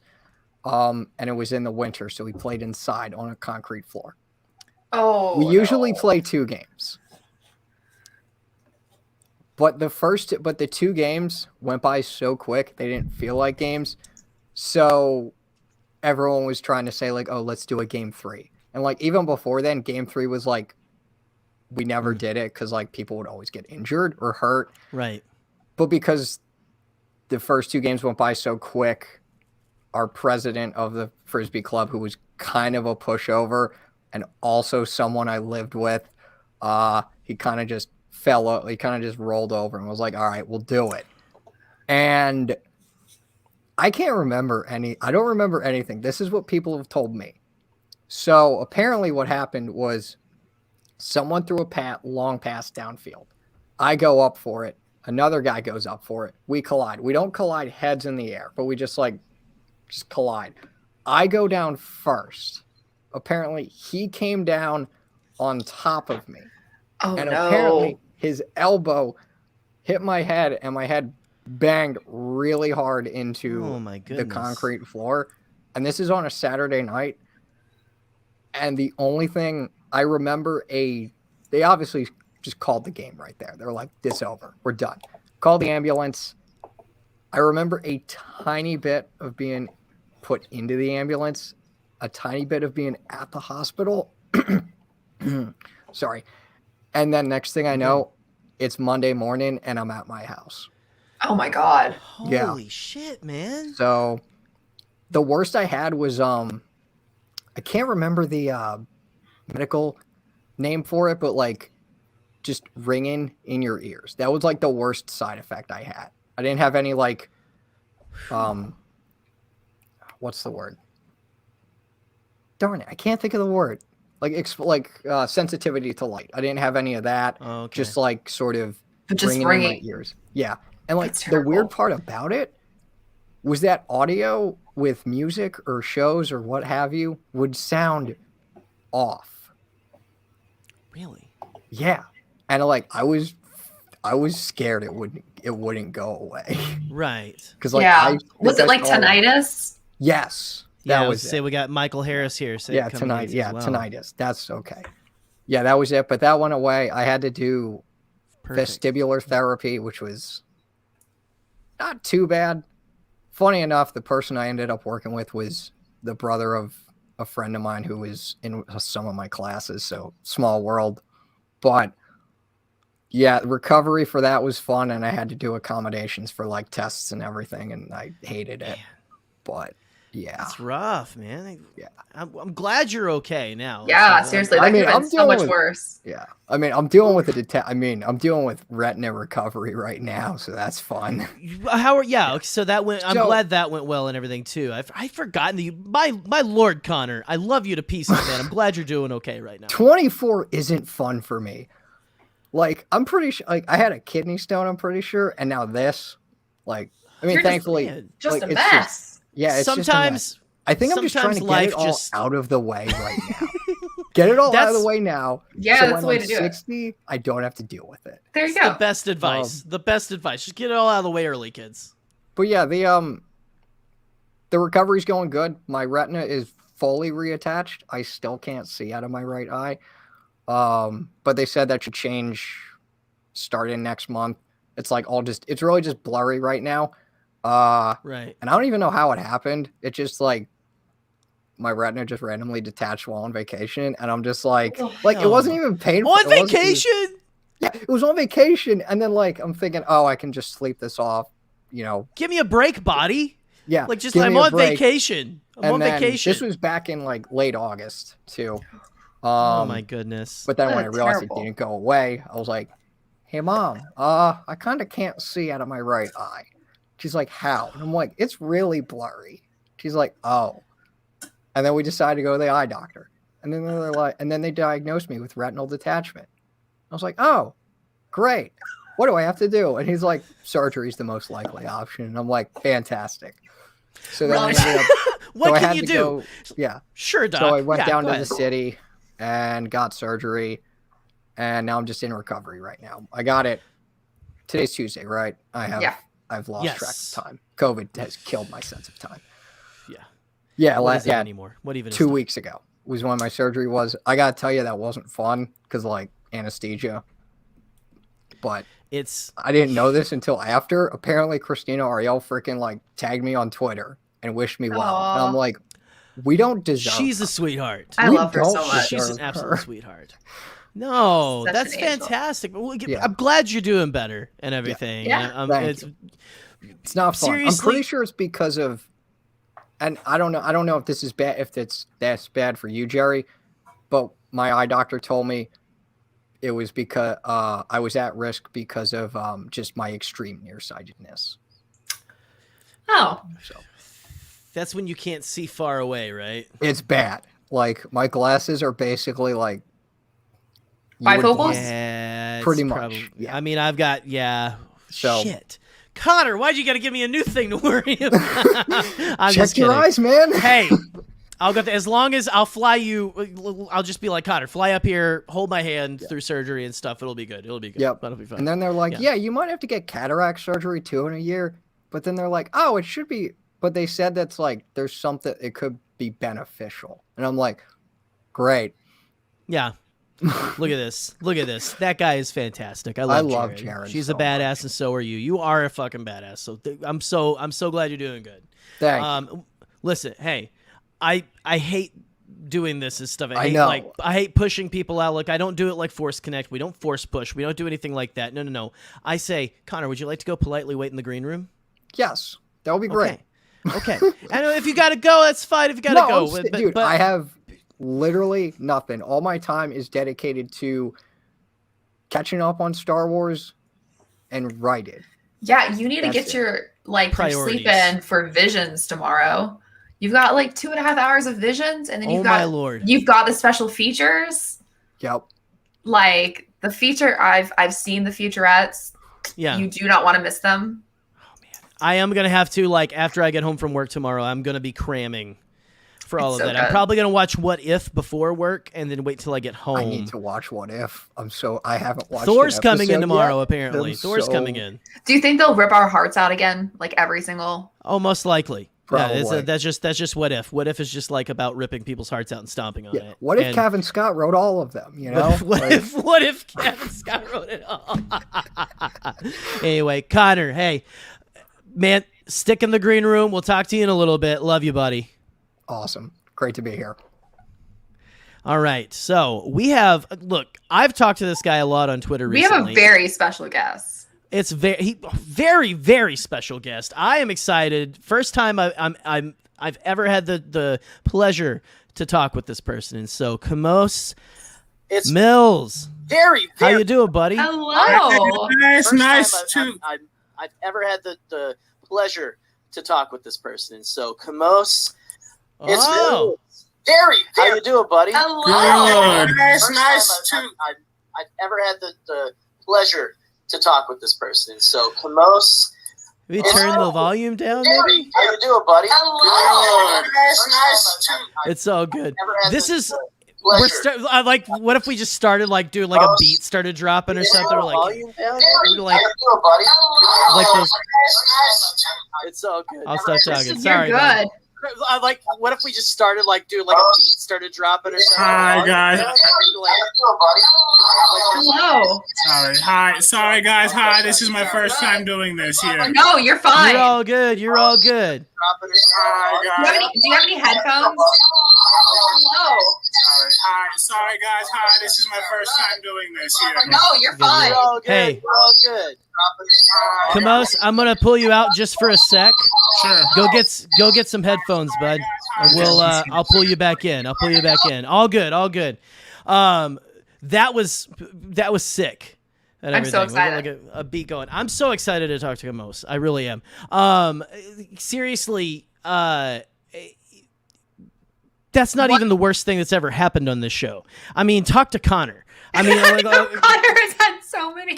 Connor's had even worse. Trust me. It's fine. And I think Connor's okay with me saying that and everything. Connor's he's a very wow.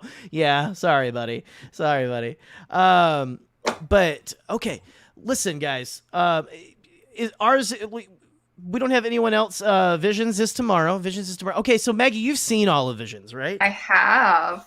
Okay. I also interviewed the executive producer and producer yesterday. My interview is up right now. Yeah. Okay, you want to plug away there? Yeah. Where can people find that good? It's like right on the top of my Twitter feed right now. But over at Your Money Geek, yeah. It was very exciting. Find it. But yeah, Visions is so good. I grew up loving anime, so I am thrilled to get Star Wars anime now. It's gonna be. I'll probably talk about this again. Me and Scotty are going to be breaking it down this Thursday, and so it's our first foray back into being relevant with content. Not that we're not relevant. Thank you. Usually we like to be punk rock and play weirdness and all that kind of stuff.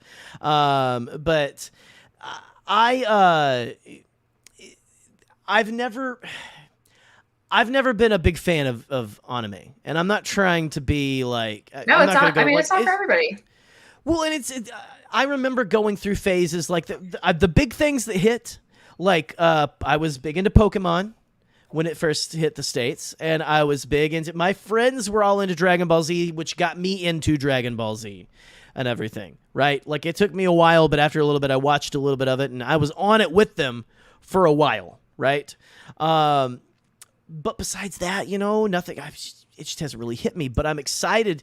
I love what I've seen so far. It's so intriguing. It's so interesting. And the one that I wasn't.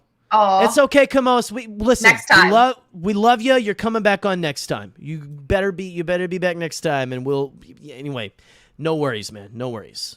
The one short that I was like the least excited for ended up being my favorite one. Oh, really? Which was Lapan Ocho, because I'm terrified of rabbits. Jackson is like the genuine fear struck into my soul. I was attacked by a rabbit when I was don't think we have 10. Jackson in the chat right now. So no. Jackson is well aware. When he followed me, fine. The first time he followed me on Twitter, I was like, just so you know, the character that you like. Can I see your picture of you? So you know, I was like, can I just rabbit? Yeah. He's not a 6-foot rabbit. He is a 10-foot tall man, though. So yeah. Okay. So were you in the chat from the night of the Banthaverse where somebody mentioned that he was 6 foot tall, but I was responding to a text message. So all I heard was that Jackson is 6'5", and I was like, I'm terrified was my response, but I didn't realize they were talking about Jackson the person. I thought they were talking about the rabbit. And so afterwards, Jackson had cut that, and he was like, I'm going to post this. I'm like, no, dude, I totally thought it was a rabbit, not you. And he ended up not sharing it, but I was like, it was my instant reaction to the idea of a 6 foot something rabbit is terrifying. I was attacked by a rabbit when I was it was 10 or 11. Yeah. It was a friend's rabbit at church. Just to add on some of that fun trauma. Just bring your animals to church. It's fun. Yeah, whatever. it was part of a missions thing, and it was like a petting zoo for children. But I was petting my friend's rabbit on my arm. I had it resting on this arm. I was petting it like this. It latched onto my arm, and a certain part of its anatomy ended up in the palm of my hand because it was a boy rabbit. Oh, God. It ripped my arm open. I had blood gushing down my arm. It was a white rabbit, so it was covered in my blood. Yeah. I had it by the scruff of the neck because I was raised with cats. So my first instinct was scruff of the neck. My friend walks back in. I was like, what did you do to my rabbit? I was like, what did your rabbit do to me? Your rabbit turned this into a Rob Zombie movie. So, and at the time, because innocent church child, I had no concept of what was happening in the palm of my hand. But then when I got older, I was like, that rabbit really liked me. Right. Good But Lord. That's why I'm terrified of rabbits. Well, my God, do you have every right to be? Right? Holy shit! Did you ever that watch is traumatizing. Buffy? Did you ever watch Buffy back in the day? Like, there's a character Anya and her greatest fear is rabbits, and they're in the Buffy the musical. There's like bunnies, all the bunnies, and like always my theme. And then like the whole leporophobia on Monty Python. Yeah, always gets brought up. I was gonna say like yeah. This is that rabbit. You don't want to mess with any of them. That sounds like it was a distant cousin of that rabbit. Honestly, it was gutting for like a revival. Oh, you didn't believe hard enough, probably. Yeah, that's the problem. That's the problem. Oh, okay, Arzu. We'll see. Look. I don't know, guys. We need to try to. If Maggie wants to beat, I do. I would like to beat Alden. him. We need someone else to come in here and talk with us and everything. I mean, me and Maggie could probably talk it out for another little bit here. We're getting close. We're getting close. We're almost getting there. very close. But listen, don't you know you want to come in here and talk about, my God, homicidal rabbits? Actually, maybe we shouldn't for Maggie's sake. Maybe we should just get on past that. That was actually my villain origin story. You like? Would you be like Batman scared of bats, so you dress up like a bat? Would you dress up like a bunny because they scare you? Like a killer rabbit? Yeah, that would be entertaining. I want to see that comic book now, like a Batman, but like the Batman style mask, but it's bunny ears instead of like all of that. I think that would be pretty fucking fantastic, actually. Oh my gosh, that would be something else. Was that Friday Nights at Freddy's? They have claws. Five Nights at Freddy's. Yeah, Five Nights. Yeah. I almost got that for my Oculus headset. Then people were like, "It's really scary in VR," and I was like, "Yeah, maybe not." I had a person let me try their VR headset. It wasn't an Oculus. It was like a phone. It was like an Android phone and like one of the headsets. Yeah. But they had a haunted house game. And it's amazing how, like, you think, like, oh, okay, it looks fake. But when you're in it, like, your senses, the way that it does it, when you have, like, the headphones in, I was trying to, like, you didn't physically have this ability in the game because you had to use a controller. But I was trying to peek my head around corners before I went into rooms and stuff. Because it's like, you're in there, and it's very dark. It's very, the inside, like, outside looks like a video game. You go inside, it looks like an old house with, like. It's insane. It's terrifying. I love the Galaxy's Edge game for Oculus. It's so good. I haven't downloaded part 2 yet, just because I played it too much one time and my eyes turned blood red for like a week. Because apparently, this is an actual thing that happens. If anybody gets a VR headset, make sure you blink. Apparently people get so engrossed in what's happening that they don't blink because you're not encouraged to blink because things are happening like consistently. Yeah. And so people Your eyes don't dry out? Apparently not, but people who get really hyper focused on something can forget. Like I forget to breathe sometimes.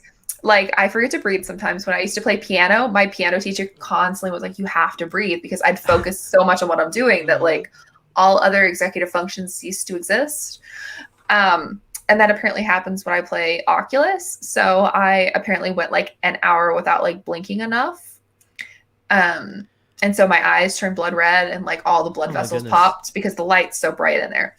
So I have not, because I have like New York Comic Con coming up. I don't want to mess up my eyeballs for my Hayden Christensen photo. I'm not trying to look like a Sith Lord next to him. What if you were like, look, I'm you. I'm you, Hayden. Look into my eyes, Hayden. Look into them. No, but Vader Immortal is terrifying because there's a level where like you're scaling the side of a building and you can fall. And like it really triggered my vertigo. Well, I was gonna say there's like another thing where like people there's like a game where you're out on like a board on top of a tall building or something, and people fall off and they go like I've seen videos of people like videotaping, like you see the experience, but then it cuts out to the person just in the VR headset and they fall and they go ah! Like. It really triggers like all it feels of your like senses. it. I'm sure it's but it's just funny to think like It's a whole genre. You can go look it up on YouTube right now, I'm sure. Like someone falling in VR. Those poor people, you know, I mean, like it is what it is. If you trust your friends around you with telephones while you're on a VR headset, you better expect something to make it onto YouTube. There is a picture of me laying on the floor because I got really motion sick when I was playing Vader Immortal, and my mother took a picture of me because I was like mumbling Darth Vader because he was like towering over me. It was truly. I'm a Vader fangirl, so like truly having Darth Vader say things to me and threaten to kill me. Very much a thing that right? It was the best experience of my life. You like down on the ground, like, yes, Lord Vader. Long have I waited. That's fantastic. That's what, like, the idea of me meeting Hayden Christensen in a couple of weeks has me being like, long have I waited. And then guess what? Guess who is filming in my state? Also starting in October. Who? Ewan McGregor. Lord have mercy. And look, this is Obi-Wan Kenobi or something. I'm putting this into the universe.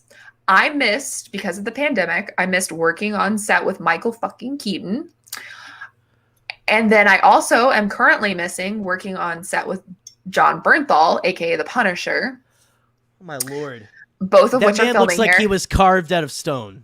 John Bernthal is the nicest person. Like, I have met a lot of celebrities. He is the nicest person. First time I met him was in New York Comic Con. Because I hated him in The Walking Dead. I hated him as Shane too. But this is me reenacting the first time I met him. Rolled up to his table at New York Comic Con. I was like, you say you're from Washington, D.C., but nobody's from Washington, D.C. Where are you actually from? And he says where he's from. Happens to be the same place I'm from. I was like, no shit. And I was like, do you know this place and this place? And he's like, yeah. We had like some mutual friends, kind of like strained mutual friends, but like, you know, right. enough of a connection to be made there. And then we start just like talking about how things have changed in the area. Cause like some of these areas are like super grown up and things have changed in different schools and like stuff like that. We spent like 45 minutes talking at the table at New York Comic Con. People are in the line like, he's just like having this great conversation. 2 years later, he comes to the DC convention. And I like roll up to the table and he's like, we met in New York, didn't we? And I was like, yeah. And you said one day you'd end up down here at a convention, and here I am. And then The Walking Dead was starting to film here. And I was like, did you hear that they're filming The Walking Dead in Virginia? And he was like, what? And I was like, yeah, like I really want to be like a zombie in it just for a day, like all this stuff. And like had this like great conversation again. So nice. And then like a couple weeks later, I got to be a zombie for real. But it was just like, but no, I can't be on set. Listen, killing me. It's tragic. It's very tragic. It's very nice to know that he's so nice. A nice person. Like it's nice to know the people that you do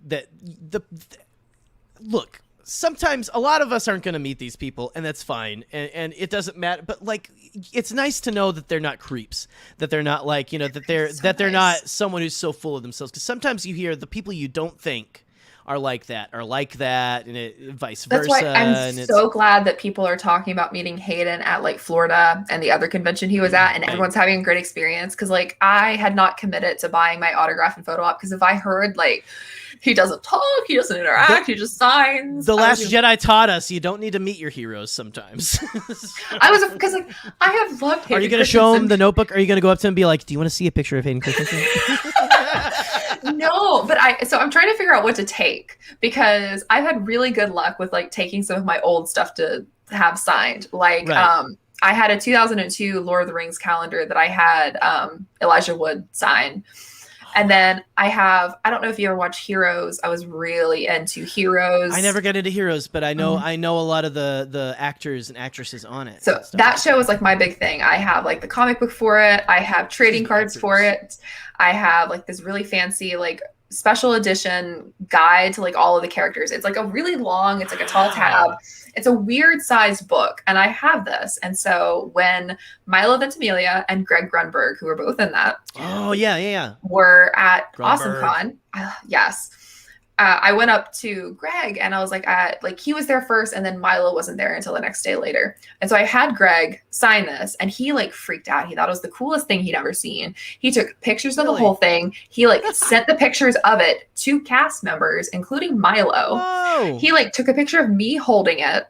he signed it. He was like so excited about it. It was like the coolest thing he'd ever seen. And the next day, Awesome. when I went to have Milo sign it, Milo's like, oh my God, Greg sent me the pictures of this. Like, I was hoping you'd bring it up. I just want to like go through it. And like Milo just like went through it and we talked about like acting and stuff. And then like Greg came up and he was like, Maggie, you brought it for him to sign, and like remembered my name. And I was just like, Greg seems like a sweetheart. He's awesome. Like yeah, he's awesome.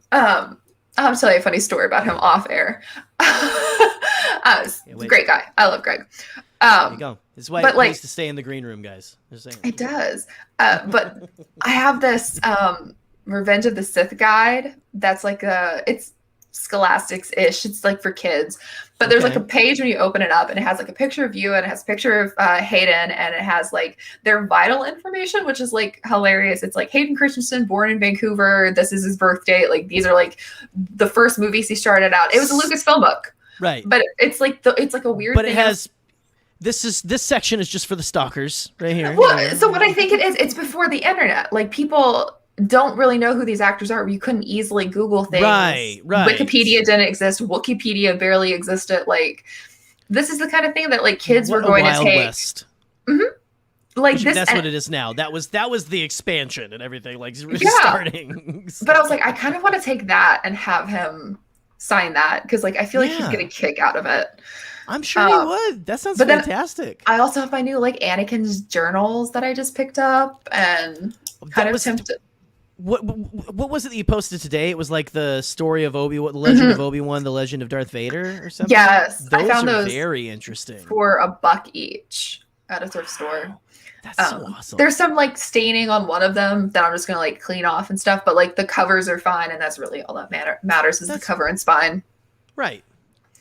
But yeah, I'm trying to build out my collection. Poorly timed drinking water there. Yeah, it's all good. I'm trying to rebuild my collection because I sold off a bunch of my Star Wars books when I went to college because I had this idea that I was going to like, go to college, get married, move on. And here I am doing a Star Wars show out of my bedroom. I literally just interviewed Star Wars people from my bedroom yesterday. I was like, isn't it funny how that works? It's so weird. Like, yeah. I'm like, I don't understand what this life is, but it's cool. It's very cool. And I have back to back. Like I interviewed Kevin for Outer Rim Beacon. This is a spoiler for anybody. We have a really cool. It'll either drop here, guys. Wednesday or Thursday over on the Outer Rim Beacon, and it is Kevin Scott talking about all sorts of things. We had some really great conversations with him and some really interesting tidbits about the High Republic that you won't want to miss out. And then I had the interview for Visions, like back to back, and I'm like, I am interviewing people who make Star Wars from my bedroom where I came up with like Star Wars characters and planned to build my X-Wing and like that's so awesome. It's like the weirdest thing. Sometimes ADHD and hyperfocusing on things for a long extended period of time pays off.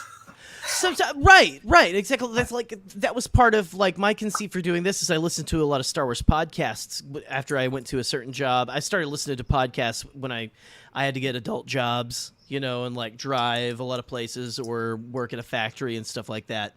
And I remember going like, I can do this. Mm-hmm. Like I could talk about this kind of stuff, but I mean the conceit about it being like I used to do it from my basement. Now I'm in my apartment. My bed is right here. Like I could, if I lean out enough, I could probably touch my bed and stuff like that. It's just that it's just guys. There's no studios and everything. We don't do studios around here. It's just we're real. That's all it is. That's all. Yeah. No, we don't have fancy sets or anything. It's all just our random stuff we've collected. Right. But I mean, I set one side. This is like the most decoration in my apartment. Right here is this one corner of my apartment and stuff. But whatever, it's fine. Real quick here. Okay, Boop. What is the B question again? Because I remember you having a B question. I can't remember the exact question, and I do want to honor it and ask it. Boop usually like she had to work a late shift tonight, but she usually is right here. Asking questions and everything. So, by the way, I'll go ahead and just say, and Maggie, you look like you don't really know if you want to answer the B question. Is it like the B movie? Like I think it's just like bees in general. I forget what is the question. I hope you, Boop. I hope you're still there. By the way, I know you're working and everything. There's the question. How many bees can you eat before passing out? Like me personally, or Live is this like a bees. riddle? No, it's just I remember. I think who'd you ask this to? Did you ask this to Alden? But okay, yeah. How many bees can you eat before passing out? That's something she asks. Will I have an EpiPen on hand because I am allergic to bees? So like one, I think and that's if part it of it. stings me and anaphylactic shock, and then I'm dead. So then you can stuff my mouth full of more bees, I guess. She won. Yeah. I'm behind a shelf. Don't let the Barnes and Noble police know. Alden and Connor on Twitter. Yeah, it's one of Boop's questions. So look, Boop, another fellow ADHDer. I love and it. stuff, and that's one of her questions she likes to ask. I think Boop. I think you said your reasoning is you just want to see how someone answers. It's just a good way to get to know like the way someone thinks and everything. Okay, And so okay, mine was abuse my corpse after I've gone into anaphylactic shock, which we don't want to happen. So No. don't eat bees, Maggie. Don't try to eat any bees. And can't believe I'm even saying this. The Bombay Cast does not endorse the eating of live bees. Do not eat bees. In fact, we need as many bees as we possibly can get for the environment at this point.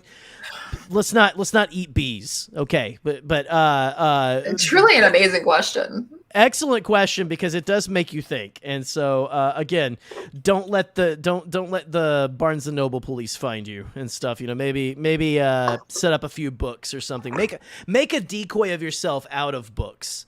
Maybe take one of those book covers that has a person's face like that looks similar to yours, and just like maybe I'm getting too elaborate at this point. I was at a Barnes and Nobles today. Really? I love going to Barnes and Noble. It's one of I never buy anything when I go, usually. At least I haven't been able to recently because of financial situation. But you know, it's just a nice place to go in. I go in, I check out the Star Wars section. I take a walk through. I like to see if they have the Armada. I don't know if you do the X-Wing. I don't do the X-Wing game. I like looking at the models, and I'm getting this close to if I ever see the Ghost model that they have for the X-Wing game. Do you have it? I don't have that, but I did just buy a model to make, and I'm like, this. It's a paper Millennium Falcon, but I was looking at the models today. If you go to the kids section of Barnes and Noble, there's a whole section. A lot of cool toys. Do you remember like the little wooden airplanes that like airlines used to give out, like back in the day? They have a whole bunch of the models to make for all of the different Star Wars ships in the kids department. And you can even make R2-D2, BB-8, like it's a whole like collection of them. I'm like, why did they not have these when I was a kid? I would have loved this. I was making rockets and doing all sorts of stuff as a kid. Right. I've gotten over the last couple of years, even, you know, people find out you're a Star Wars fan, and then they just like, you know, like, oh, here's something I found at a gas station that has Star Wars on it or something, you know. But like the 3D metal puzzles and stuff, like I have a couple of those where it's like I've never put them together. I don't honestly. At this point, I've moved. I don't know where it is, but I know I've got an R2-D2. Go for it, for sure. But like, you know, you have all of these different little odds and ends of Star Wars and the models and stuff, and I need to actually make mine. Look at that. It's all paper, and then it has some sort of like light up. Let me see if I can get it. Oh, so it has the pieces in there. Mm-hmm. So inside of this little thing is like all the paper sheets, but it said I needed glue, and I was like, oh, that's a little bit too much commitment for me. Right. It's amazing. That's an ADHD thing too. It's like one little thing, and it's like, nah, I can't do this. I can't do this then, because that's one step extra. That's too many steps. You got too many steps. I was good with like an X-Acto knife. I was like, I can commit to that. But if you want me to glue something, that sounds like marriage to me or something. Right. It's like, you want me to glue this thing. Okay, listen, Mr. Moneybags. Like, I don't know about you, but I'm not a civil engineer. Glue. I'm not like a fancy glue, and then it also said or white glue, and I'm like, well, you're talking my language there. I'm not getting some fancy glue. Some Elmer's glue, like that gel glue and stuff that everyone wanted when I was. I made the in mistake of looking college, down or like art elementary. supplies, and I'm like, these kids are spoiled. I had like a pack of crayons and some colored pencils, and now there's all these fancy like erasable markers. And I'm like, They have a lot of really cool stuff these days. By the way, what are you drinking, if I may ask? this is plain sparkling water, and this was my dragon mango fruit lemonade from the Barnes Noble Ooh. Cafe with vodka. Wh- Not I like from your Barnes style. Noble, but I did add vodka when I got home. Boop. You can tell us. Do you have like, if someone goes in and like orders off the secret Barnes and Noble coffee menu, will you like can you make it for a really astute reader? You know what I'm saying? And like they like go not my behind a Barnes shelf and Noble Starbucks, but my like Starbucks that is not in a walkable location started selling alcohol for a period of time about 5 years ago. Really? And I never understood it because it was like not far from a neighborhood, but there was no sidewalks between it and the neighborhood. It was mostly a drive-through Starbucks, and they started selling alcohol. And I was just like, it only lasted for like 3 months, but I was just like, makes you think. I mean, I don't even listen, But I don't wanna Barnes and shame Noble should anyone. have that. That's like a great idea for Barnes and Noble if it's like in a Barnes walkable and Noble location. Well, and you can if it's a walkable location, but also just like, you have a bunch of leather-bound chairs. You can make everyone feel like Ron Burgundy or something. Like just sit like if you could sit there and read a book and have a glass of scotch or something, right? Like how like that Barnes and Noble is already a place people go in. I'm sure people go in and they don't buy a book. It's a library for them. They just sit there and read and stuff. Not that Maggie's ever done that. I've never done it because I just I do audiobooks. That's how I take it in myself. But that's the only thing. I'll sit there and I'll flip through like things like that. There's something about the chairs are always taken up when I go in there, but like there's something about sitting in a Barnes and Noble or like or a Starbucks. It's just kind of I wish I had the time in the day. Honestly, I think that's just what I'm jealous of. I feel like I don't have the time in the day to go and just sit at a Starbucks or anything like that anymore, and it makes me sad. I don't know what we're doing anymore, but we are over 2 hours right now. We're in 1 the minute. home stretch. We are in the home stretch. I'm going to put the link in the chat one more time. No pressure, guys. We got this. But if you want to come in and chat with us a little bit, ask us some more questions. If you want to ask us how many scorpions we would eat or something, maybe don't do that because I know the bee question was traumatic enough for Maggie, I think. But we'll see. But here we go. I'm going to retweet it again, too. Retweet. Hey, retweet, share this, guys. I don't know why this became a wrestling promo last week, but I mean, also Alden was on, and Alden likes to cut wrestling promos. We've got, in fact, we've been doing a lot of wrestling promos on the Bombadcast channel. Actually, we actually had Jared come in to our episode last week. He crashed our episode to call me and Scotty out to do trivia against him and. Connor, I believe you're going to be one of them, but I think you got added later on. I think it was going to be him and Levi against me and Scotty. And then we added Michael McCoy, who is the BTBD, Beyond the Blast Doors trivia champion from back in the day. I think when we did our last Podathon. I don't know if we're going to be doing more trivia, but we do have Podathon coming up pretty quick. And so, but we had like, I don't know what it is. But we are now, I guess, the Bombad Wrestling Federation. And so people cut promos all the time. We're trying to beat the other person. That's Hyperfocus's thing now is let's see who can talk the longest. So I'm here for it. Maggie is going to go for the proverbial belt. And it is proverbial because there's no budget for a belt for people talking the longest. I'm sorry. Not when Bombadcast, not right now. We want to go to Celebration if it happens next year. So, I still need tickets. Same here. As we know. I'm assuming this is Brian right here. Hello. Glad to have you. Hey, Brian, I don't know if you're free, man. If you want to come in and chat with us, the link is in the chat, man. Come on in. We'd love to talk with you. We're trying to get Maggie over 2 hours, 18 minutes, and 18 seconds, I think. We're trying to beat Alden's record, so we need more people. All right, it is Brian. Hey, if you want to come on in, the link is in the chat. The link is in the chat. We would love to chat with you. We'd love to chat with any of you fine people in the chat. I just said chat 25 times. Chat it up. Chat it up, guys. Anyway, guys, this is... I'm still amazed that we have... This is what it's come to. It's what it is. Just but us. Doesn't that make so much sense though, that it's become a challenge? Because like all ADHD people love a good competition. Like, because people always count you out. Exactly. With it. So you have to show that you can do it. You have to go and be like, look, you have no idea the mediocrity I can put up with in order to just like get through a challenge. Like, you have no idea. The most tedious job to you, if you challenge me, I'll do that job for 5 days. I'll do it. So, listen. Just have you seen this? Just be in shadow.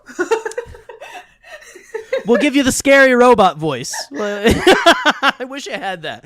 I wish I had we come in like, hello, this is Brian from Pink Milk. How you doing? There's somebody that comes on to Steel's show over on Steel Wars that I guess he works in a job where he can't show his face on the internet. And he uses like a robot voice and like a little like figure that talks and like the mouth moves when he moves. And it's always a skeleton, and it's the funniest thing. Nicest guy. Like absolutely loved being on the pod with him. But it cracks me up that he uses this like filter twice. I don't know if I could. And Steel, hit me up, buddy. I still gotta get Steel, but like I love Steel. I met Steel. I don't know if Steel's watching this at all, but I did. I talk with Steel a little bit sometimes, but I actually met him at Celebration Chicago, and I want to go ahead and apologize, Steel, for the way I talked to you there, because I was an embarrassing, sweaty mess at the time. Because it was like before I actually started talking to people, and I was like, I think I tried to make a joke or something, and you can't look if you don't make good jokes around Steel. Steel makes really good jokes. He's so funny. It's stupid. He's very funny. He's very so funny, good. And so like it makes like he's a comedian, so it is what it is. It is what it is. It's fine. Were you like a fan of him? Was this like before you had? This is before, like way before. Me and Scotty actually met for the first time at Chicago. Oh, I love that. And so it's our fairy tale romance story. He and his lovely partner, about to be wife next year, Katie. They both took me under their wing. I love them both to pieces. They're just such amazing people. So I was doing YouTube-ish things. I think I shared my first for Resistance Remember Day. I shared one of my old Canon Junkie when I had a channel called Canon Junkie, and I was putting out videos maybe once a month or something because I didn't have the chutzpah to get it done at a more there you go, that good word, right? It's a great word. I didn't have I wanted to do it, but I didn't. Like, it was the very beginning stages of that. I made buttons for Celebration and everything too. Aww. Alden actually owns one of those buttons. He tells me he's got it in a prized place, and I trust him. And I don't know why. I said, I'm sorry for the blurriness of those buttons. I didn't make them. I just ordered them off of Etsy. But listen, where was I even going with this? Steel. Yes, Steel, Chicago, all of that. I was a big listener to, like, back in the day before Collider wasn't really, like, the Jedi Council stuff was kind of, and all of that and everything, back in the day. I was a big Ken Knapsack fan, all that kind of stuff. Steel would come in on there and everything. Like, seriously. And so I did. I've talked with Alex and Molly of Star Wars Explained since, but I think I had a worse interaction with them, and I don't know if I've ever like actually apologized to them. Maybe I do every time they're on Bombacast, or they have been. I don't. But anyway, yeah, I'm much better, guys. I'm much better. Hero worship, as Patrick Starr says, is unhealthy, and so it's. And Patrick Starr is, sage advice always. Always. There's nothing but sage advice from Patrick Starr. What's the challenge, Maggie? Do you want to guess be the guest of the longest runtime? That is the challenge. She got challenged. I was Alden, challenged. Actually, Brian. She got challenged. I am aiming for 222. It's 222s. That's a solid mark right there. And we're at almost 209 right now. We're getting close. Guys, we're winding it down. I'm gonna put the link in the chat one more time. Trying to think of some good things to like ramble about.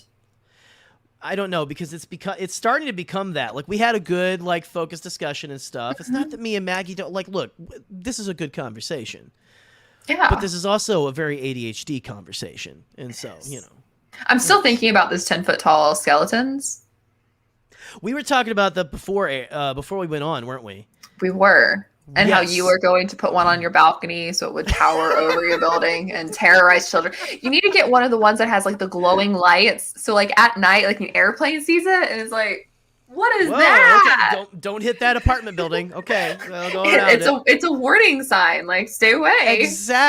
Exactly. No, yeah, I was saying, like, on my route, I had seen, like, a person had 3 of those giant skeletons, and I was like, I don't think that my apartment building would love for me to do that, because I don't own the yard, and I'm not even on the ground. I'm on the 2nd floor, so I think it would, honestly, it would be fantastic to put a 10-foot tall skeleton on my balcony and just have it flashing, or like if it like moved a little or something, like it waved or like something.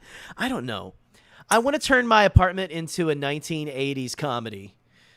It's just like, how they had like random really weird stuff in 80s comedies and stuff, like animatronics in their houses. Like all the main characters usually had like some kind of robot or something, or some kind of like weird, obscure, like a 10-foot tall skeleton on a balcony. Because who doesn't have one of those? No, that's the aesthetic I want to live my life in, is 1980s raunchy comedy, probably, I think is what it is. Can we just talk about how good those Halloween specials were in like the 80s and 90s? Oh man.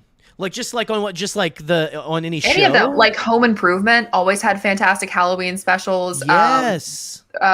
Rosie's show always had such fantastic Halloween specials. Like even like the Home Network shows, like Martha Stewart would go like all out for her Halloween special, and like I was always waiting for that at the end of the year. Yeah. And that was back when like Good Morning America would do their shorts. They would do like they would get people who watched the show to make like 5-minute short movies. Yeah. And they would like air them. And I remember this one, I watched a lot of television growing up. I remember this one that was about like tomato soup or something. And it was like a tomato discovering that like tomato soup was made out of them. And it was like a horror movie. And it was like the funniest thing. And I still think about it all the time. And I wish I could remember like Seth Rogen must have seen that or something. Like that's how Hot Dog Party got started. But right.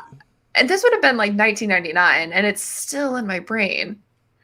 And I feel like that's like vital brain space that could be used for something else, but no.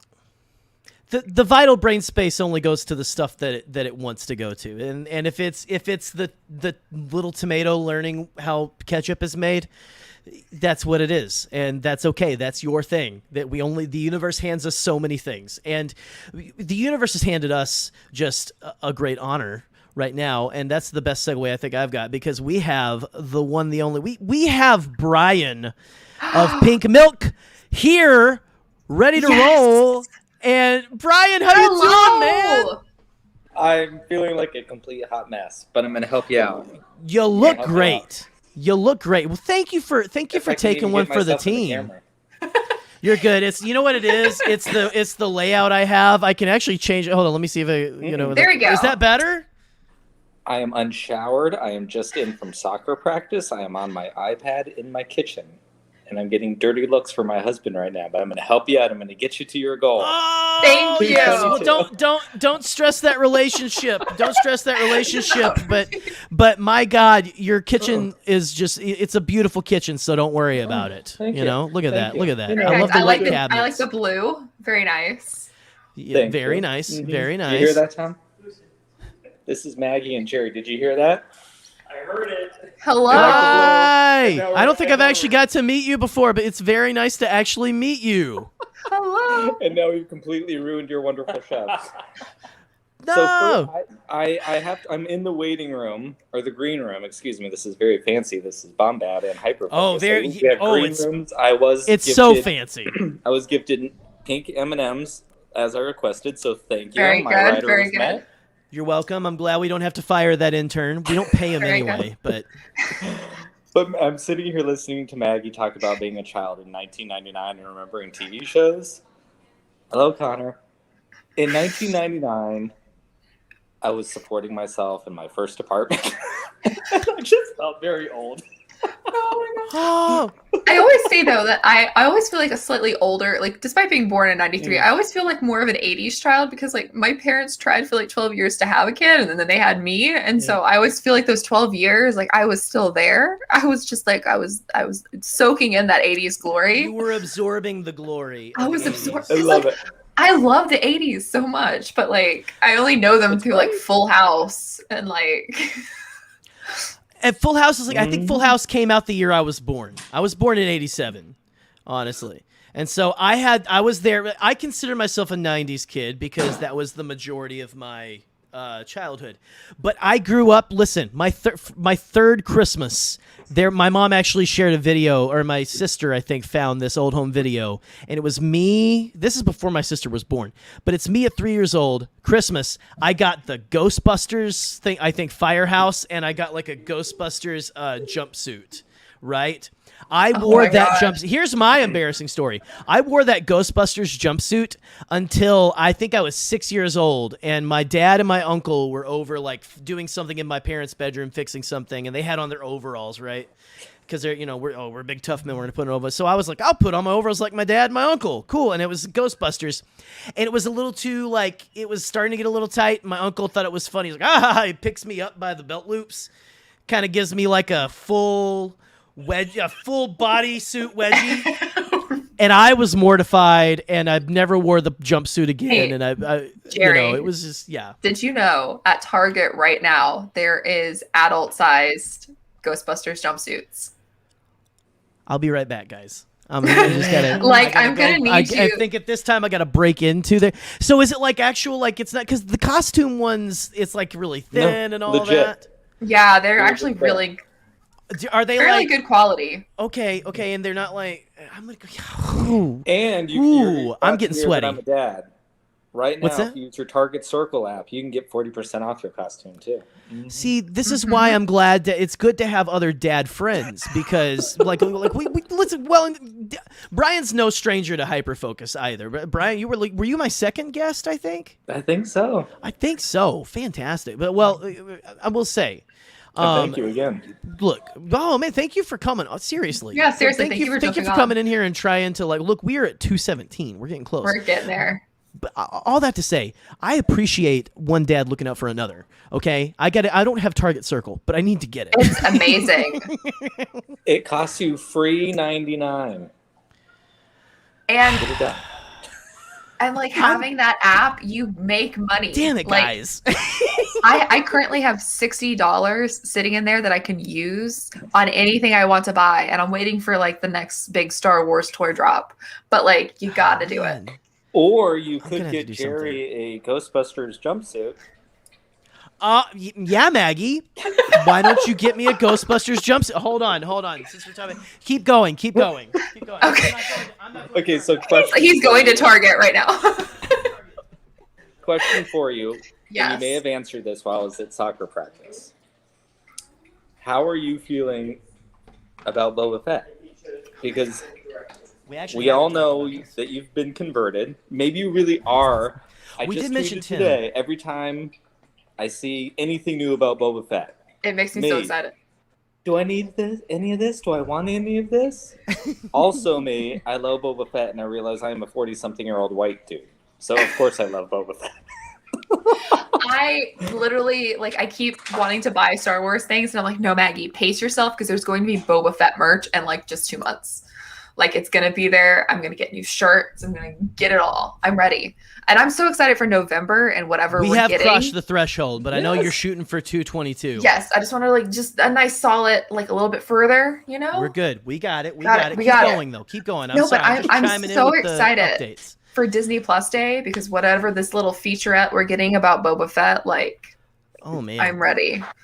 I'm ready for it. Scotty said Love in our chat today he's taking off that day. I don't know if you remember, like, Scotty had. Have you ever seen the video of Scotty screaming Star Wars anime? We might be playing that a lot this Thursday. That came from the last one. Whenever I think I was actually on a plane and I landed and found out we had an Ahsoka series, a Kenobi series, and all. Of that. Disney Investors Day, yes. Yeah. And so it's yeah. But anyway, Disney I'm Investor excited Day for was tomorrow. so fun. Oh, it's so good. It's so good. we were thirsting a little over Tamura Morrison and everything. I think a little bit. Okay. Right, Yeah, weren't we did. Yeah, Were we did. Yeah, we just mentioned that there's the Tamurazance is something that we're very much here for. And I all of wouldn't it. mind sitting in that hot springs bath. Hold on. Right. You know, Bombadcast is all about our clips, right? And like Brian, we got to get you on Bombadcast. I was just thinking that today because you've been on Actually, they even Hyperfocus. have like a hot springs. I am so gay. Look at this. I'm like just hopping on and like I'm pulling Janet Jackson nipple pops and I've got like big beefy bears. It's all good. Here we go. Hold on. Let's go to the Polynesian spa real quick. I've been away for 7 months. Hard out filming the Book of Boba. Ooh, fight scenes, makeup. The one thing I've really missed is this hidden gem. Here in my hometown, Rotorua. The Polynesian spa. Come on, New Zealand, try something new. There are no words.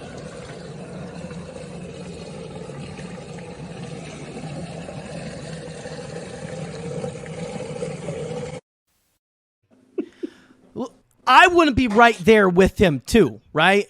Tamora knows what he did.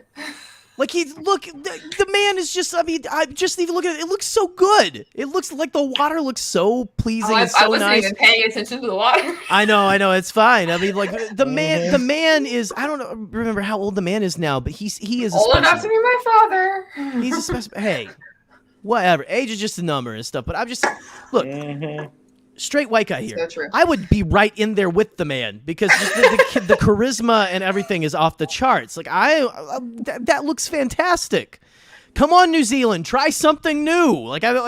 Seriously. Yeah. Anyway, I love it so much. So after Jerry goes to Target tonight, he's also going to book a flight to I'm New going to book Zealand. a flight to go see Tim and stuff. I don't know like if it. we did a show though where Scotty and Eric found. I don't know if either of you have seen this episode. Do you remember that when we had like all the clips from the early 2000s Tamara Morrison talk show? Oh, I don't think we even have clips from that right now, which we 222. need some. But oh man, it was him and the We guy who crossed played it. Typho. Yes. We did it. We did. Okay, we got to have something here. We got to what do we need to do to celebrate here? I don't We're know. celebrating with. I don't know. We need something to celebrate. Wait, hold on. How is it? It's been a minute since I've seen the GIF. We've got him sitting right there. What's it? Is that right? Is that what it was? Was it something like that? I think so. Or was it? I think so. Did he have a fist? I don't remember. Oh my gosh. Yes. I love it. I love it. Because all I've got here, I don't have many clips on my thing here, but like, look, if I go to Bombadcast, I have my pick of I can do Scotty Jero screaming if I want. Hold on. Let's find it. Here we go.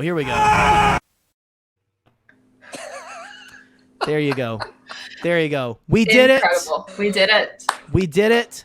Brian, Thank you so Thank much, you. Brian.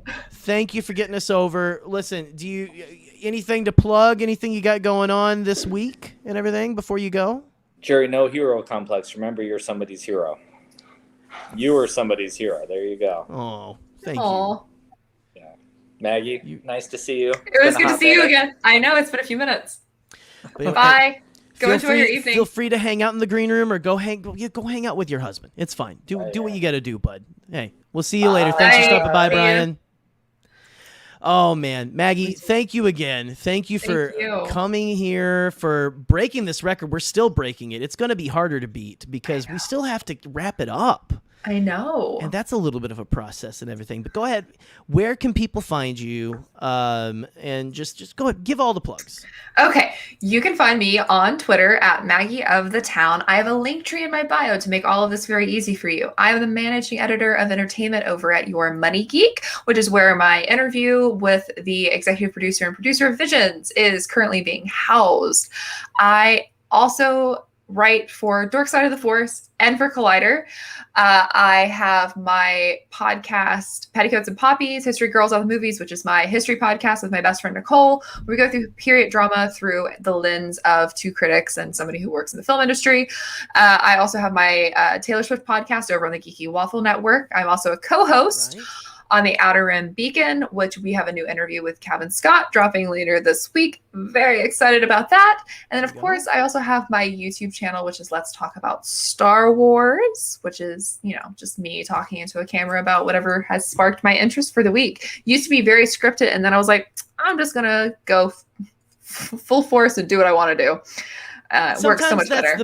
Sometimes that's the best because you can't, sometimes you can't script greatness. No, okay, you really can't. That's just the long and short of it. So yes, but yeah, I'm a little bit of everywhere. May not have ADHD, and that might be why I'm everywhere. Just like I love to be a Jill of all trades. Like it just works. Hey, that's awesome. And go check out, seriously, Maggie does fantastic work. She does fantastic write-ups. She does fantastic stuff. Seriously, I refuse to do clickbait. Yeah, no clickbait. That's my big thing. There you go. No more clickbait. No more. No. Not that you ever did. Yeah. Gosh. Here we go. Yeah. But go check out Maggie's stuff. Go check out all the stuff she does. Go check out Geeky Waffle. Go check out seriously all of it. It's all so good. Oh man, Geeky Waffle's so good. And Maggie, I don't know if you're going to be like a part of the Geeky Waffle stuff that we're doing for our podathon coming up and everything. But if you want to guest on something, I know the guys who are planning it. I'm just saying. Oh yeah. I'm just saying. I know the guys who are planning it. I actually am not in the big planning stage, but I am like, you know what? I'll throw out some lines. I'll say, listen, I want somebody to get, who knows? Yeah, I don't know if they're going to let me do, I don't know if they're going to let me do a Hyperfocus or anything, but listen. I don't have a life outside of Twitter and YouTube, so. Me either. You know what? We need all hands on deck anyway. But again, thank you seriously for coming on here, for making this just such a fun episode. And again, the time to beat now is 2 hours, 26 minutes, and whatever the seconds are before, it might be even more before I hit the button. But guys, thank you again. We will see you next time. Thanks for stopping by Hyperfocus. Thank you.